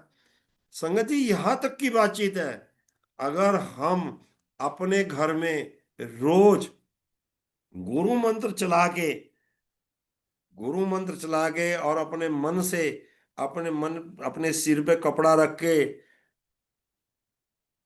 अगर हम अपने सिर पे कपड़ा रख के और हम लंगर प्रसाद मनाते हैं तो वो ब्लेस्ड प्रसाद हो जाता है। वो प्रसाद, उसको उसकी पावर को कम मत समझिए, वो आपका ब्लेस्ड प्रसाद है। संगत जी मुझे नहीं कहना चाहिए, बहुत सारे लोग हैं जो नॉन वेज खाते हैं, उसके बाद में वो अपेक्षा करते हैं कि हमें ब्लेसिंग मिल जाए। कौन से धर्म में लिखा हुआ है, कौन से ग्रंथ में लिखा हुआ है कि आप ऐसा करो? कहीं नहीं लिखा, किसी ने नहीं बोला, लेकिन हम लोग ऐसा करते हैं। मैंने कई लोगों को देखा है जी, और ये हमारी गलतियां हैं, हम उन गलतियों का सुधार करें। गुरु महाराज बिल्कुल सादे व्यक्ति थे, बहुत सादे। कितने गरीब घर में जन्म हुआ उनका, कितने गरीबी में उन्होंने अपने जीवन को व्यतीत किया। अपने अहंकार को उन्होंने कभी भी, उस अहंकार को त्यागने के लिए उन्होंने क्या क्या नहीं किया कि मेरे अंदर अहंकार ना आ जाए। और उनको कितने लोगों ने बुला बड़ा बोला, उसका बेखूबी से उन्होंने जवाब दिया, हर जगह जवाब दिया, बेखूबी से जवाब दिया उन्होंने। किसी से वो घबराहट नहीं मानी उन्होंने। उन्होंने यहां तक कहा कि मुझे कोई घबराहट नहीं है। मैं एक छोटा सा सत्संग मैंने पिछली बार भी सुनाया था, मैं आप सुनाता हूं आपको कि एक संगत, गुरु महाराज बैठे हुए थे, उनकी उम्र थी 32 साल की उस समय, और गुरु महाराज बैठे थे जलंधर मंदिर के अंदर, और जलंधर मंदिर में एक संत उनकी परीक्षा लेने के लिए सचखंड से आता है, और सचखंड से आके और वो जो परीक्षा लेता है और गुरु महाराज को बुरा भला बोलता है कि तू गुरु जी कह के सारे नु पीछे ला रखा है, ये कर रहा है। तो गुरु जी कहते हैं मैंने किसी को पीछे नहीं लगाया, मैं किसी को बुलाने नहीं गया। गुरु महाराज कहते हैं तू चाह प्रसाद ले, लंगर प्रसाद करते अपना। तो उसके बाद में उसका आंसर होता है, नहीं, तेनू पता मैं कौन है, मेरी उम्र 330 साल है, मैं सचखंड तो आया, मेरा खाना सारा सचखंड तो आंदा है। जे तेरे अंदर ताकत हैगी है तो तू ऐदा कर, मैनू सचखंड का दूध पिया दे। तो गुरु महाराज क्या करते हैं? गुरु महाराज हाथ ऊपर उठाते हैं और ऐसे हाथ को ऐसे घुमाते हैं, घुमाते हैं, चांदी का ग्लास प्रोड्यूस होता है, और चांदी के गिलास में 14 तरीके के फ्लेवर की दूध छत से नीचे आता है, धाराएं आती हैं, दूध का गिलास भर जाता है और संत को पिलाते हैं।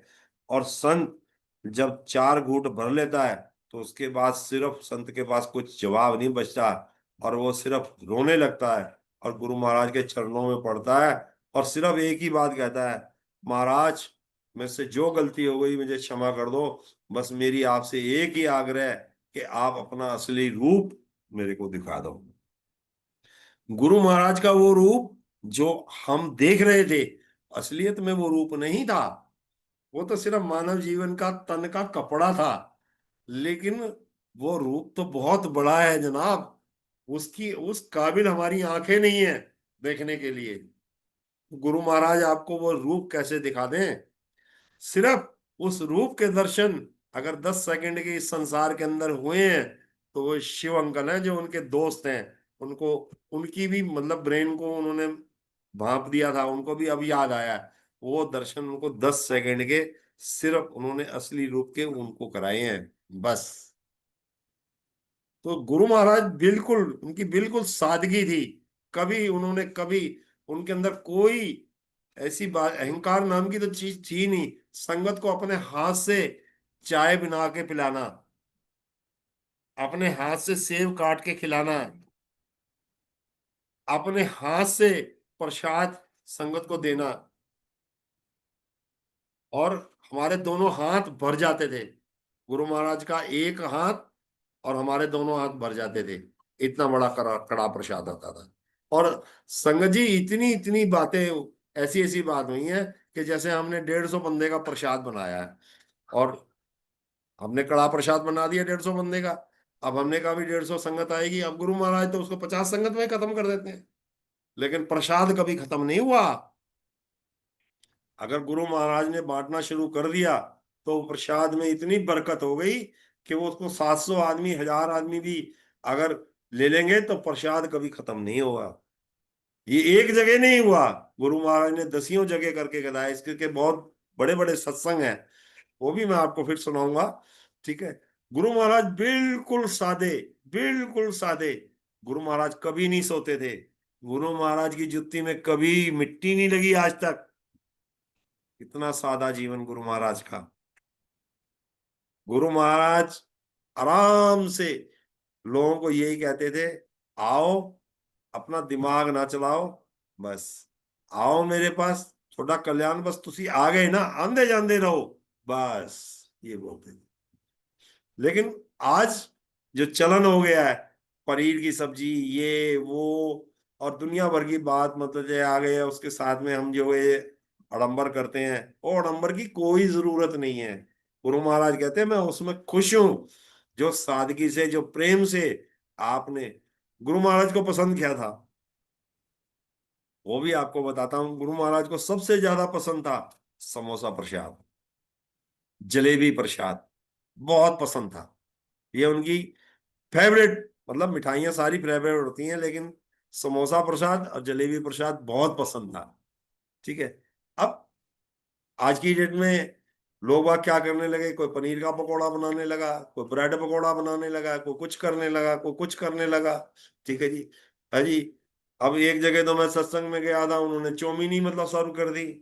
तो ये सब हम आडंबर जो कर रहे हैं ये गलत है। इस चीज को ना करते हुए हमें गुरु महाराज ने जो हमें बताया, जो हमें सिखाया है, वही करना है। और गुरु महाराज ने ये हमें कहा भी था जब 2002 में, मतलब जो है कि कमांडर अंकल को ये ड्यूटी लगाई थी कि तुम गुड़गांव के जाके सत्संग करो।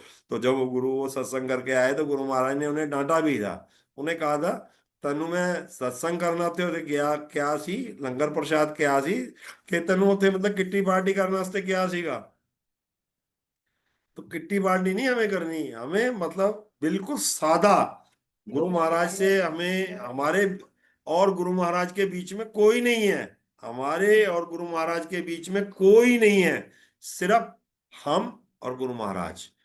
हम यही उनको, उनके साथ डायरेक्ट कनेक्शन बनाना है। डायरेक्ट कनेक्शन कैसे बनेगा?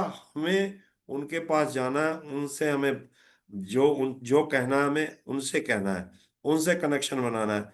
हम ये सोचेंगे वो हमारा आज कल्याण कर दें, इस चीज की आस बिल्कुल मत करो।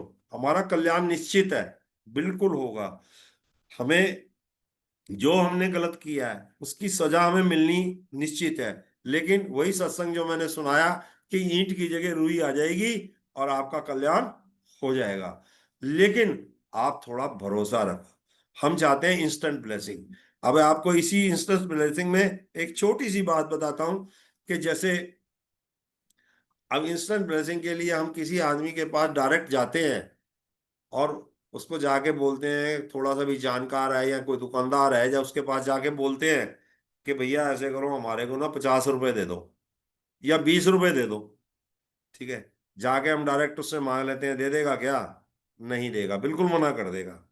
और उसका दूसरा तरीका देखिए आप, कि उसी आदमी से आप जाके उसको बोलिए अंकल, भाई साहब, जो भी आप कह सकते हैं, कि जी नमस्कार। आप उनको बोलिए आपका बहुत बहुत धन्यवाद, बहुत बहुत शुक्राना। जब हम नम्रता से उसके पैर पकड़ लेते हैं और उसके पैर छोड़ते ही नहीं, तो अंततः वो 5 मिनट में, 7 मिनट में नर्वस हो जाता है। वो कहता है भाई ये बंदा मेरे से क्यों मेरे पैर पकड़ रहा है, क्यों मेरे को बार बार धन्यवाद कर रहा है, पूछूं तो सही। जब वो पूछता है तो आप कहते हैं मुझे 20 रुपए की जरूरत है। तो जब आप अपना क्वेश्चन उसके सामने कहते हैं तो वो 20 रुपए नहीं मिलते आपको। उसकी मर्जी है कि वो आपको 50 का नोट दे दे, वो 100 का नोट दे दे, या 200 का नोट दे दे, या 500 का भी दे दे। तो ये मर्जी है, साथ में चाय भी आपको पिलाएगा। तो इसी तरीके से गुरु महाराज हमारे इतने दयालु हैं, इतने दयालु हैं कि आप करके तो देखो। हमारा भांडा कितना गंदा है, हमें ये सोचना चाहिए, बहुत गंदा है। इसको हमें सफाई करना सबसे पहले। तो ये सफाई होगी, पहले सबसे पहले सेवा करनी सीखो। सेवा के अंदर जो है अहंकार है, किसी की मदद करना सीखो। किसी, जो हम दान पुण्य करके कहते हैं अरे मैंने ये कर दिया, भाई तैने क्या कर दिया? गलत, बिल्कुल नहीं करना चाहिए। हमें क्या है, जो भी है, हम पक्षियों को, हमारे पास 10 रुपए हैं, 10, जो भी है, मैं ये नहीं कहूंगा, कुछ जो भी है, आप उनको पानी पिला दीजिए, जल पिला दीजिए। वो भी एक बहुत बड़ी आपकी सेवा है। आप सेवा करके तो देखिए। खाली ये नहीं है कि आप मंदिर की सेवा करें जाके, या मतलब जो है गुरुद्वारे में सेवा करें। सेवा तो आप करना चाहें कहीं भी कर सकते हैं, बेजुबान की सेवा आप कहीं भी कर सकते हैं। आप खाने के खाने के लिए किसी जानवर को जो बेजुबान है उसको खिलाइए, प्रेम से खिलाइए। जितना खिला सकते हैं, जो खिला सकते हैं वो खिलाइए, प्रेम से सेवा कर दीजिए। और उसको अपने मन में ये अहंकार मत कीजिए कि मैंने ये किया ना, जो कर दिया कर दिया, बस। तब हमारा कल्याण का रास्ता अपने आप खुलेगा। खुलेगा, समय लगेगा। लेकिन हम जो चाहते हैं कि आज ही हमने अभी दान पुण्य कर दिया, आज ही हमने कुछ काम कर दिया, और आज ही, ये तो हो गए उपाय। उपाय करने से कुछ नहीं होता, ऐसे उपाय करने से कुछ नहीं होता। हमें अपने आप को बदलना है। अपने आप को जब हम बदलेंगे, अपनी सादगी में आएंगे, तब होगा कल्याण। सब चीज यहीं रह जाएगी, हमारे साथ जाएगा हमारा जो किया हुआ परोपकार, हमारा किया हुआ, जो हमने अपना, उस समय भी गुरु महाराज के पास जो लोग आते थे, वो लोग बहुत अहंकारी आते थे। तो गुरु महाराज उनको दूर से ही भगा देते थे। गुरु महाराज कहते थे, गल सुन ला, तेरे पिता का नाम ये है, तेरी माँ का नाम ये है, आज लंगर प्रसाद कर, तेरा जेड़ा काम तू आया सी करने वास्ते, वो तेरा काम हो गया, आज तो बाद इत्थे ना आई। ये एक दफे नहीं गुरु महाराज ने किया, बहुतों दफे किया, और बहुत लोगों को किया। क्योंकि गुरु महाराज कहते थे कि तुम जो चीज चाहते हो वो चीज नहीं हो सकती, कि तुम आओ और आगे ये कह दो जी हम आ गए और हमारा कल्याण हो जाए। नहीं होगा, ऐसे नहीं होगा। वो तो महाराज की मर्जी है, उनकी मौज है। और उस मौज में जब भी कल्याण होगा होगा। हाँ, गुरु महाराज ने ये शब्द जो बोले हैं कि तू एक दफा मेरे को ले आ गया, मेरे चरना च एक दफा आ गया, तेरा कल्याण ही कल्याण है। तू एक दफा आया, मैं 1 करोड़ दफा तेरे नाल है। कितनी बड़ी बात गुरु महाराज ने बोली है। 1 करोड़ दफा तू एक दफा मेरे पास आया है, अगर तू सच्चे दिल से एक दफा मेरे पास आ गया, तो 1 करोड़ दफे मैं तेरे साथ हूं। तो संगत जी, और हमें चाहिए क्या? गुरु महाराज का, अगर आपको कोई भी कर्तव्य देखना है, कोई बातचीत देखनी है उनकी, उन्होंने जो चीज पॉसिबल नहीं थी वो चीज उन्होंने करके दिखाई। और मेरे साथ खुद हुआ ऐसा। मैंने अपनी आवाज का बताया, मेरी ऑपरेशन हुआ उसमें मेरे को मतलब यह है कि इतना बड़ा ऑपरेशन होने के बाद मेरे को 9 बाई 9 कर दिया उन्होंने। मतलब आप यकीन करोगे, एक दिन पहले ऑपरेशन हुआ है और अगले दिन बंदा चल के, और अगले दिन ही उसकी हॉस्पिटल से छुट्टी हो जाए, ये कितनी बड़ी बात है। जब ये पेट को चारों तरफ से उन्होंने चीरा है और उसके बाद में मेरे को चला के उन्होंने अगले दिन छुट्टी करवा दी। तो पावर किसकी है? पावर महाराज की है, अपने भक्त की। वो पूरी मदद करते हैं, पूरी मदद करते हैं संगत जी। हमें विश्वास के साथ गुरु महाराज जी के चरणों में आना चाहिए और आके उन एक दफे विश्वास करके तो देखिए।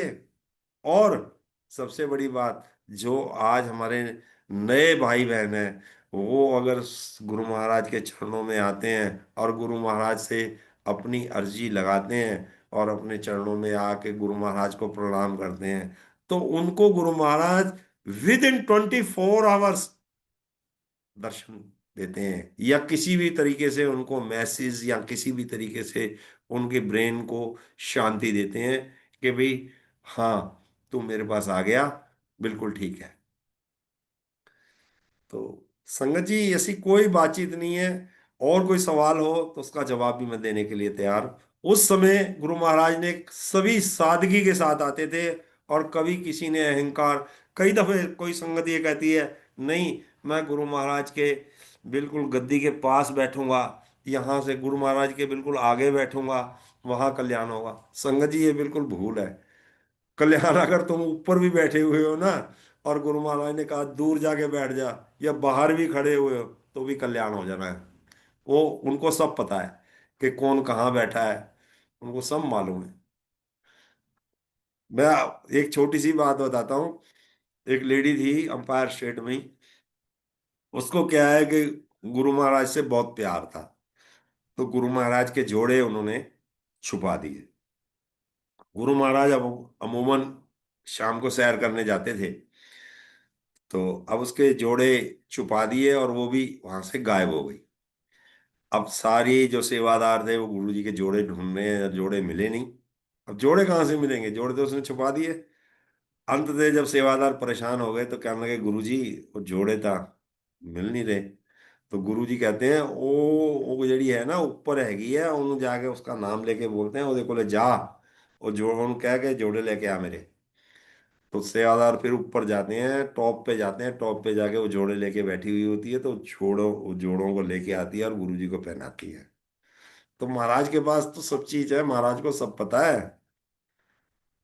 ठीक है। अब इसमें बहुत सारे और सत्संग बहुत सारे हैं जो गुरु महाराज ने बताए, और गुरु महाराज ने अपने मुख से भी सत्संग बताए हैं कि मैं कहाँ कहाँ गया, कैसे कैसे हुआ। और बाकी जो हमारे सामने हुए, अब संगत जी सारे तो हमारे सामने नहीं हुए, सत्संग तो सत्संग ही है। बहुत लोगों के साथ जो कल्याण का रास्ता मिला, गुरु महाराज को आगे ये भी बोला कि महाराज हमें गुरु नानक देव के दर्शन चाहिए, तो दर्शन कराए। लेकिन जिसके, जब गुरु नानक देव जी के दर्शन जिस व्यक्ति को हुए, वो 1 हफ्ता बेहोश रहा था। ये भी बात याद रखना, क्योंकि हमारी आंखें उस काबिल नहीं है कि हम परमात्मा के साक्षात दर्शन कर सकें। उस दर्शन को करने के लिए भी हमारी आंखों को भी तो उस काबिल बनाना पड़ेगा, वो अपने भांडे को भी उतना साफ स्वच्छ करना पड़ेगा, तभी तो हमने दर्शन होंगे। अंकल, और कोई क्वेश्चन?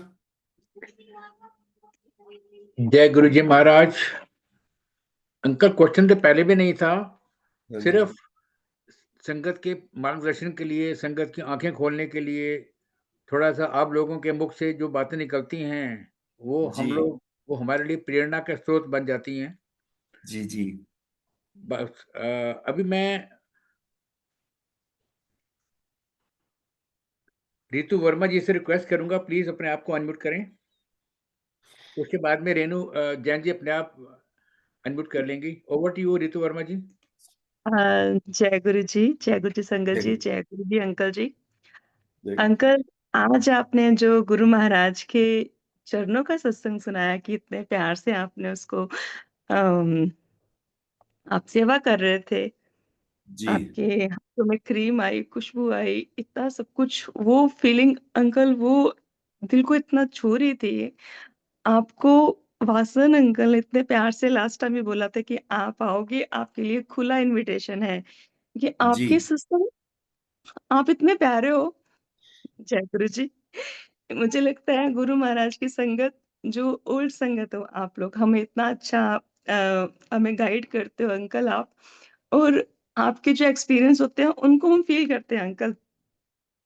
हमारी रूह अंदर से रोती है उस चीज़ को फ़ील करके। आप बहुत ब्लेस हो, आप हमें भी ब्लेस कर रहे हो अंकल। आपकी फीलिंग, आपकी स्माइल, आप जितना हम गुरु महाराज हमें सॉरी संगत जी, जितना हम आपको सुनते हैं हमारे अंदर वो सारी अंदर वो फीलिंग्स, वो भाव आते हैं। गुरु महाराज के चरणों को छूना, उनको टच करना, उनको फ़ील करना, वो सब बहुत वो है अंकल, आप बहुत ब्लेस हो। और आप वासन अंकल को भी मैं मिली हूँ बद्दी मंदिर में महाराज की कृपा से। वो भी इतने हम्बल, इतने प्यारे और इतना नीमापन उनके अंदर है। मुझे लग रहा है जितने हम नीचे रहेंगे, जितना हम नीमापन में रहेंगे महाराज की, उतनी ब्लेसिंग हमारे पास भरपूर है।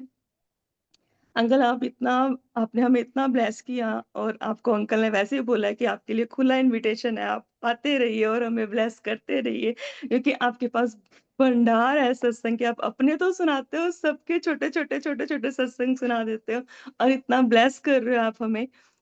आप बहुत प्यारे हो अंकल, आप आते रहिए और सारी संगत को, और ये अंकल हैं वासन अंकल, इनका तो हम अपने शब्दों में शुकराना भी नहीं कर सकते महाराज का, कि बस एक इतने चीज मैं प्यारे और हम। कहूंगा, एक चीज मैं और कहूंगा, हाँ वो भी जी आप अंकल। थोड़ा सुनिए और सारी संगत भी इस बात को सुने। कुछ लोग इस बात का बुरा मानते हैं कि सिर पे कपड़ा नहीं लेना चाहिए, और गुरु हाँ जी, महाराज ने कभी ऐसा बोला नहीं। तो महाराज ने तो कभी भी ये नहीं बोला कि तुम ये पहनो या ऐसा करो या वैसा करो। हाँ मेरा एक जी, सवाल है सभी संगतों से, कभी आपने हमारे जो धर्म के अनुसार अगर आप देखो, तो कभी आप देखो तो कोई भी मतलब देवता या देवी ऐसी नहीं है जिनके सिर पे मुकुट नहीं है। सबके हाँ सिर जी, पे मुकुट है। सिर्फ हाँ एक जी, महाशिव है जिनके सिर पे कुछ नहीं है, वो हमारे गुरु हाँ जी जी, थे। और हाँ आज जी, हम अपने सिर पे कपड़ा नहीं लेते। ये क्या है? ये एक रिस्पेक्ट है। सिर पे हाँ कपड़ा जी, लेने का मतलब है, संगत जी, मतलब क्या है कि यहाँ पर हमारा अहंकार है, यही हमारा गुस्सा होता है। जब हमें हाँ गुस्सा जी, आता है तो हमारे दिमाग में होता है ना गुस्सा। हाँ जी, हाँ जी, तो उस गुस्से को हमने ढकना है, उस गुस्से के ऊपर हमने कपड़ा डालना है, और कपड़ा डाल के अपने आप को नीवा करके महाराज के सत्संग में जाना है। इसका हाँ मतलब जी, ये होता है। लेकिन हाँ जी, हम उस चीज को फॉलो नहीं करते। हम कहते हैं यार हमारी वेशभूषा में थोड़ा सा फर्क आ जाएगा, ऐसा नहीं है। हाँ आप जी, कभी भी प्रैक्टिकली अगर आपको करना हो, तो मैं एक तजर्बा आपको बताता हूँ। एक पीले हाँ रंग जी, का कपड़ा लीजिए हाँ और जी, उसको दोपहर को 11 बजे के बाद बांध लीजिए, और शाम को उसको 6 बजे तक बांध के रखिए। आपकी 80% आपके ब्रेन की जो प्रॉब्लम है वो आपको सॉल्व में मिलेगी। जय गुरु आपको जी। ये महसूस होगा कि मैं आज बिल्कुल ठीक हूं। अब उसका कारण क्या होता है? उसका कारण यही होता है कि जो आपके ऊपर, जो आपके दिमाग में जो मतलब चलती है, और जो हम दिमाग के अंदर मतलब जो हवस हमारे दिमाग के अंदर एक उतावलापन होता है, वो शांत होता है उससे। इसके पीछे बहुत बड़ा लॉजिक है, उस लॉजिक में हम जाना नहीं चाहते। बस इसको यहीं पे अगर हम क्लोज कर दें कि भी हमें कपड़ा लेना चाहिए, चाहिए। आदर सत्कार है। जो हमारे बुजुर्ग थे, हमारी माताएं थी, जो हमारी बहनें थी पहले, वो कभी भी बिगर कपड़े के अपने जेठ के आगे या अपने घर में भी मतलब देखा था, उनका कभी भी खाना बनाती थी तो उनके सिर पे कपड़ा होता था। और आज वो सब चीजें खत्म हो गई। बिल्कुल तो ठीक कहा ये सब अंकल। चीजें हमारे को मतलब जो है, हमें गुरुजी के पास जाना, हम क्या कर गुरुजी को क्या दे सकते हैं? गुरुजी कहते हैं तू की दे सकता मैनू? बिल्कुल ठीक कहा आपने अंकल, बिल्कुल ठीक कहा। गुरुजी कहते हैं की दे सकता तेन मैनू? गुरु जी ने ये क्वेश्चन किया, तू की दे सकता है। अब गुरु महाराज कहते तू की दे सकता है। अब हमारे पास गुरु महाराज, हमने कहा गुरु महाराज तुसी अदा करो भी, साडा जिन्ने पैसे है गए ले लो, ए मकान बनया है मकान ले लो, ए ले लो, ए ले लो। गुरु महाराज कहते ना तो तेरा मकान, ना तेरी दुकान, ना तेरा कुछ, ना तेरी ये, ना तेरी वो। कहते महाराज ये शरीर ले लो। जब महाराज ने सारी चीजें मना कर दी कि ये नहीं, मैं कुछ नहीं ले सकता, है जी, जो है ही नहीं तेरा ये, तो फिर लास्ट में महाराज क्या बोलते हैं? महाराज बोलते हैं कि तू मैनू आवदी मैं दे दे। ये सत्संग में भी है, सत्संग भी है, शब्द भी है ये। तो जब वो मैं मांग लेते हैं, तो उसके बाद में जब हमारी मैं निकल गई तो हमारा कल्याण हो गया, और कल्याण हो गया तो हमारा सब कुछ ठीक है। तो हम दे ही नहीं सकते कुछ, हमारे पास है ही कुछ नहीं। बिल्कुल ठीक कहा अंकल आपने। Over to you Renu Jain ji. Renu Jain ji, over to you. जय गुरु जी महाराज, जय गुरु जय जी, गुरु जय जी गुरु जी। सत्संगत में, जय गुरु जी राजेश अंकल। आपका बहुत बहुत स्वागत और आपका बहुत बहुत धन्यवाद जो आपने इतना मार्गदर्शन किया, इतना अच्छा सत्संग सुनाया। जैसे आपने शुरुआत में बोला कि जी गुरु जी महाराज ही हमारे साथी हैं और जी कोई साथी नहीं है। तो सत्संग में भी सुना है कि ना तेरा पियो काम आया, ना तेरी माँ काम आई, कोई काम नहीं आया, आया तो तेरे गुरु जी महाराज काम आए। बिल्कुल। तो हमारे जब गुरुजी महाराज ही हैं जो हर समय हमारे साथ है।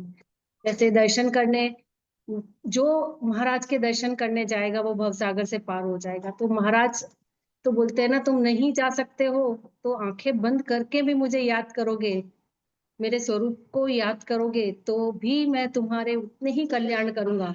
महाराज बोलते थे, जैसे आपने बताया कि जो आ सकता है, अमीरों के गुरु वाली बात जो बोली, जो आ सकता है वो तो मेरे पास आएगा, लेकिन जो नहीं आ सकता है मैं खुद उसके पास जाता हूँ।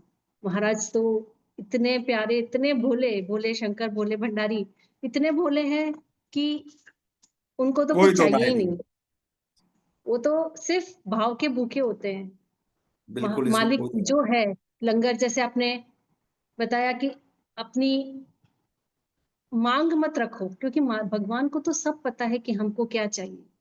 भगवान तो यही है ना, हम सोचते हैं कि हम मांग रहे हैं, मालिक तो देने वाला तो वो है। वो नहीं। बोलते बिल्कुल हैं ना कि जैसे बोलते हैं भगवान जी की, तुमने सोचा है आज, मैंने तो तेरे लिए अच्छा बरसों पहले तेरे लिए लिख दिया था। तो लिख मालिक दिया। तो हम हम तो सोच भी नहीं सकते ना जितना वो हमारे लिए सोचते हैं। लंगर की महिमा आपने बताई, लंगर का कैसे आदर करना है, लंगर से हमारे पाप धुल जाते, सारे कष्ट दूर हो जाते, क्योंकि भगवान ने वो जरिया बनाया है हमारे लिए लंगर, कि तुम चलो ऐसे नहीं तो ऐसे करके मैं उसमें ब्लेसिंग डाल रहा हूँ और तुम करो।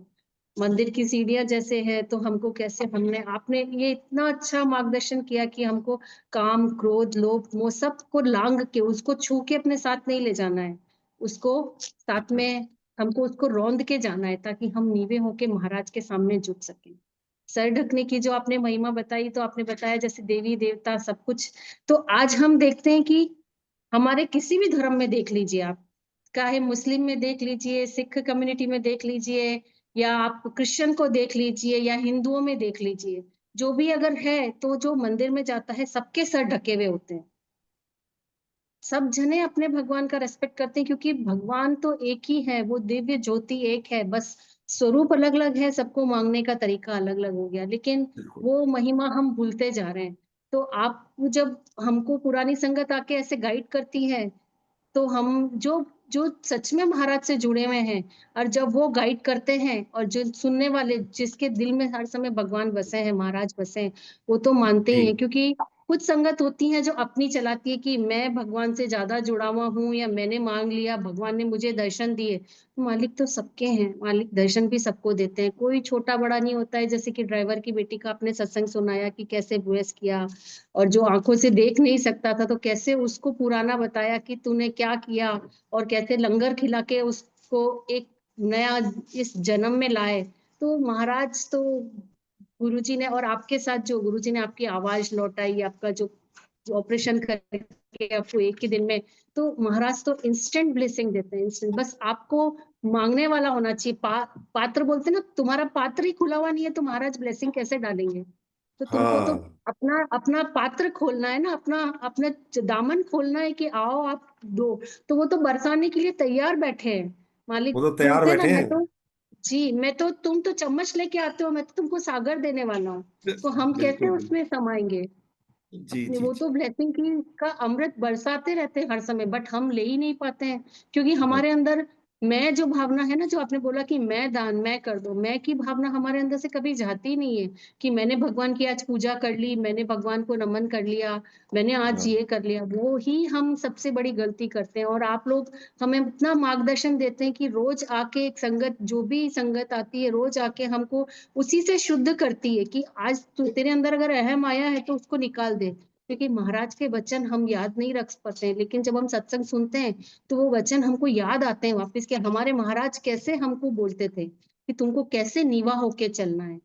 आपने बिल्कुल बताया धरती माता को, तो ये तो बहुत मतलब बहुत अच्छी बात है कि हम भूल चुके हैं कि हमें जिससे सब कुछ मिलता है, बोलते हैं जिससे हमको सब कुछ मिलता है हम उसी को छोड़ देते हैं, हम उसको छोड़ ये देते ये हैं। हकीकत है, ये तो आपके सामने है कि धरती जी से हमें पानी, जी जल मिलता है, धरती से मिलता है। जी, ठीक है। सब चीजें हमको धरती माँ दे रही हैं।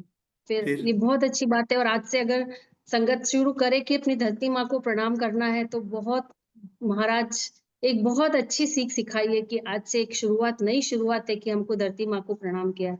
शिव पुराण की महिमा में आपने बताया कि अमृत वेले में जब हम भी किसी भी उसमें नहीं खुले होते, और महाराज की भी जोली, क्योंकि सारे कनेक्शन बोलते हैं ना, एंटीना, सारे एंटीना नेटवर्क भी तभी हमको कनेक्ट करता है ना जब ट्रैफिक नहीं होता है। तो बिल्कुल हमारे बिल्कुल। अंदर दुनियावी चीजें चलती ही नहीं है उस वक्त। तो हम जब अमृत वेला उठ के भगवान का नाम लेंगे, भले 10 मिनट ही लो, जिसकी जैसी श्रद्धा, हम किसी जी को जी। नहीं, बट याद तो करो, आप भगवान को याद करो। एक आंटी का सत्संग था कि good morning with Guruji, good morning, good night with Guruji, इसमें ही आप याद रख लो, तो भी महाराज को तो और कुछ चाहिए ही नहीं। हम मांगना शुरू कर देते, जैसे जाते ही आपने बोला कि मांगना शुरू कर देते कि भगवान मुझे ये दे दो, ये दे दो। आप भगवान को नमन तो करो, उसको देने की जरूरत नहीं है। एक छोटे बच्चा अगर हमसे गन मांगेगा तो हम गन नहीं देंगे ना उसको, हम तो उसको वो ही देंगे, माँ माँ की तरह। तो मालिक भी वही है कि जब तुमको जरूरत है तब दूंगा ना तुमको, अब अभी तो नहीं दे सकता। तो हम समझ ही नहीं पाते हैं ना उस चीज को। तो बहुत बहुत बहुत आपका बहुत बहुत आभार, आपने इतनी आज आई ओपनिंग सत्संग किया है ना। और वासन अंकल, आपका तो इतना तहे दिल से धन्यवाद है कि हमारा तो गुड मॉर्निंग भी आपके सत्संग से शुरू होता है, कि आपने कितनी अच्छी लहर चला दी है कि नमस्ते गुरुजी जब तक नहीं सुनते हैं हमको लगता है आज कुछ सुना सुना है। तो वासन बहुत अंकल बहुत आपका भी शुक्राना। बहुत बहुत जय धन्यवाद। सबसे बड़ा जय गुरु धन्यवाद जी। तो सबसे बड़ा धन्यवाद तो मालिक का है। और वासन अंकल, मालिक ने जो आपको चुन के एक एक एक एक महाराज के नगीनों को जो आप लेके आते हैं यहाँ पे, उनसे हमारा कल्याण हो रहा है। हम स्वार्थी बन जाते हैं इस मामले में कि हमको सत्संग सुनना है, सुबह उठते इंतजार रहता है कि फटाफट से काम निपटो और सत्संग में बैठना है। तो इसके लिए तो हम सब आपके बहुत आभारी हैं, गुरुजी महाराज के बहुत आभारी हैं। Once again thank you so much Rajesh uncle. जय गुरु जी। जय गुरु गुरु जी। जी, जय गुरु जी जय। महाराज। धरती माँ को प्रणाम। मैं शिखा जी से रिक्वेस्ट करूंगा अपने आप को अनम्यूट करें प्लीज। जय गुरु जी। जय गुरु जी। जय गुरु जी अंकल, वसन अंकल, जय thank Guru you ji. So much. जय गुरु जी। अंकल, आपने जो 2-3 बातें बोली, तो मैं अपनी दादी माँ को आज श्रद्धांजलि देना चाहती हूँ इस प्लेटफॉर्म पे, कि मेरी दादी माँ ने मुझे सिखलाया था कि धरती माँ को रोज प्रणाम कर और सूर्य को रोज नमस्कार कर, तो वो करते हम लोग बड़े हुए हैं। तो ये गुरु संगत परिवार है। और सर ढकना भी, मैं एक सत्संग छोटा सा अंकल आपके लिए बताना चाहूंगी, क्योंकि अभी मेरे अंदर में गुरु जी बोल रहे हैं। मेरी दादी माँ जब बेड रिडन हो गई थी, तो लास्ट में वो 2 दिन सेमी कोमा में रही थी। तो उनके ना सर से, वो तो हमेशा सर ढक के वो रहती थी, हमेशा, जी मतलब जी थ्रू आउट, मतलब हमेशा। हम लोगों ने उनके सर को खुला कभी नहीं देखा, बस वो कंघी करती थी तो हम लोग मस्ती करते थे उनके बालों के साथ। जी। और जब उन्होंने देखा, जब वो कोमा से बाहर आई, तो उन्होंने, उनका सबसे पहले हाथ ऐसे उनके सर पे गया था, वो लेटी हुई थी, तो उनके सर पे उनका पल्लू नहीं था। तो वो मेरे बाबूजी से पूछती हैं अपने बेटा से कि मेरे सर पे आंचल कहाँ है। तो मेरी मम्मी बोलती है कि माँ आपको साड़ी नहीं पहनाया है, हमने आपको कवर किया हुआ है क्योंकि आप उस कंडीशन में अभी नहीं हो। 2 दिन की बात थी बस उनके लिए वो। और उन्होंने उसी रात मेरे दादू से कहती हैं कि आप ना मुझे अब आज्ञा दे दो, मुझे ऐसी लाइफ नहीं जीनी। और मेरे क्या दादाजी बात। ने उनको कहा कि अगर मेरे दादाजी जब से मतलब हर दिन वो सप्तशती का पाठ करते हैं, तो उन्होंने कहा कि अगर मैंने कोई धर्म किया है, मेरी इच्छा तो नहीं है कि तुम मुझसे पहले जाओ क्योंकि मैं तुम्हें मांग के लाया था, लेकिन जब उन्होंने कहा कि अगर मेरे पास कोई धर्म है तो मैं तुम्हें वो धर्म देता हूँ। मेरी दादी माँ का नाम भी पार्वती था और दादाजी ने उनके सर पे हाथ रखा। नेक्स्ट डे प्रभाती वेले 4:03 में मेरी दादी माँ ने प्राण त्याग दिए थे। तो मुझे बिल्कुल आज याद आ गया कि ये होती है अपने, जो निष्ठा होती है ना वो वहां पे होती है। और यही निष्ठा हमें गुरु जी सिखलाते हैं, जिसमें देखो गुरु को देखो और न देखो कोई। वो हम जब शुरू में पढ़ते थे तो शुरू में बात आती थी ना, गुरु गोविंद दोऊ खड़े काके लागू जी, पाए। गुरु गुरु गोविंद दोऊ खड़े बलिहारी काके हाँ। लागू पाए, बलिहारी गुरु आपने जिन्हें गोविंद दियो बताए। जी, तो उसका वो मतलब ज्ञान। यही था कि भाई गुरु ही मतलब रास्ता बताएगा परमात्मा के पास, परमात्मा का रास्ता खोलने वाले ही हमारे गुरु जी हैं। तो जी गुरु जी अंकल। के पास तो सब शक्तियां मौजूद हैं। तो क्यों ना गुरुजी के जी पास अंकल। जाके हम अपनी आराधना कर दें, अपनी जो भी सारी जी अंकल। जो दुख तकलीफें हैं और वो। अंकल एक चीज और हाँ जी। एक चीज मैं और बताना चाहूंगी। जी जब आपने चरण सेवा वाली बात कही थी और जब मैं वो सुन रही थी तो मैं ना अक्सर बसंत अंकल का सत्संग आता है, मैं भगवान के बर्तन साफ करना शुरू कर देती हूँ, मेरा वो ड्यूटी है, ताकि मैं जी उस टाइम पे किसी और तरफ मेरा ध्यान ही ना जाए। जी तो वेरी फर्स्ट टाइम आज सुबह मुझे मैसेज भी आया था कि आज गुरु चरण तेरे घर पड़ेंगे और आपके रूप में मेरे पीतल के प्लेट पे गुरु जी के चरण साक्षात मुझे दिखे हैं। तो मैं बहुत खुश फील कर रही हूँ, वो भी चरण स्वरूप में। और आपने कहा ना कि बड़े मंदिर जाके सेवा, तो मेरा वो कंडीशन नहीं है, मुझे घर में मम्मी का देखभाल करना होता है, लेकिन मेरे लिए गुरुजी ही आ जाते हैं अंकल, सच में हमेशा। कभी आपके रूप में, कभी अंकल के रूप में, कभी संगत के रूप में, और हमेशा हर प्रकृति के रूप में। सॉरी अंकल गुरु मैंने जी, सबका टाइम लिया। मैं इसी संदर्भ में कुछ कहना चाहूंगा। गुरु जी कहते थे, तुम्हें नहीं पता कि तुम्हारे घर में गुरु बैठे हुए हैं, और गुरु किस संगत के रूप में, किसके रूप में कहाँ बैठे हैं, वो आपको नहीं पता। तो इस वजह से हम जब आदर भाव से हर व्यक्ति का आदर करते हैं तो उसमें सारे कल्याण के रास्ते खुलते हैं। शुक्राना अंकल। ओवर टू यू जय Vasant uncle. Thank you so much. जय गुरु जी। जय गुरु जी प्रणाम अंकल। महाराज। हम सब ने गुरु जी महाराज की कृपाएं सुनी। गुरु परिवार की तरफ से राजेश जी आपको बहुत बहुत आभार। महाराज की कृपा आपके परिवार पर, आप पर, गुरु संगत पर निरंतर रहे। इसी के साथ ही गुरु महाराज जी से आज्ञा लेंगे। जय गुरु जी। जय गुरु शुक्राना। जी।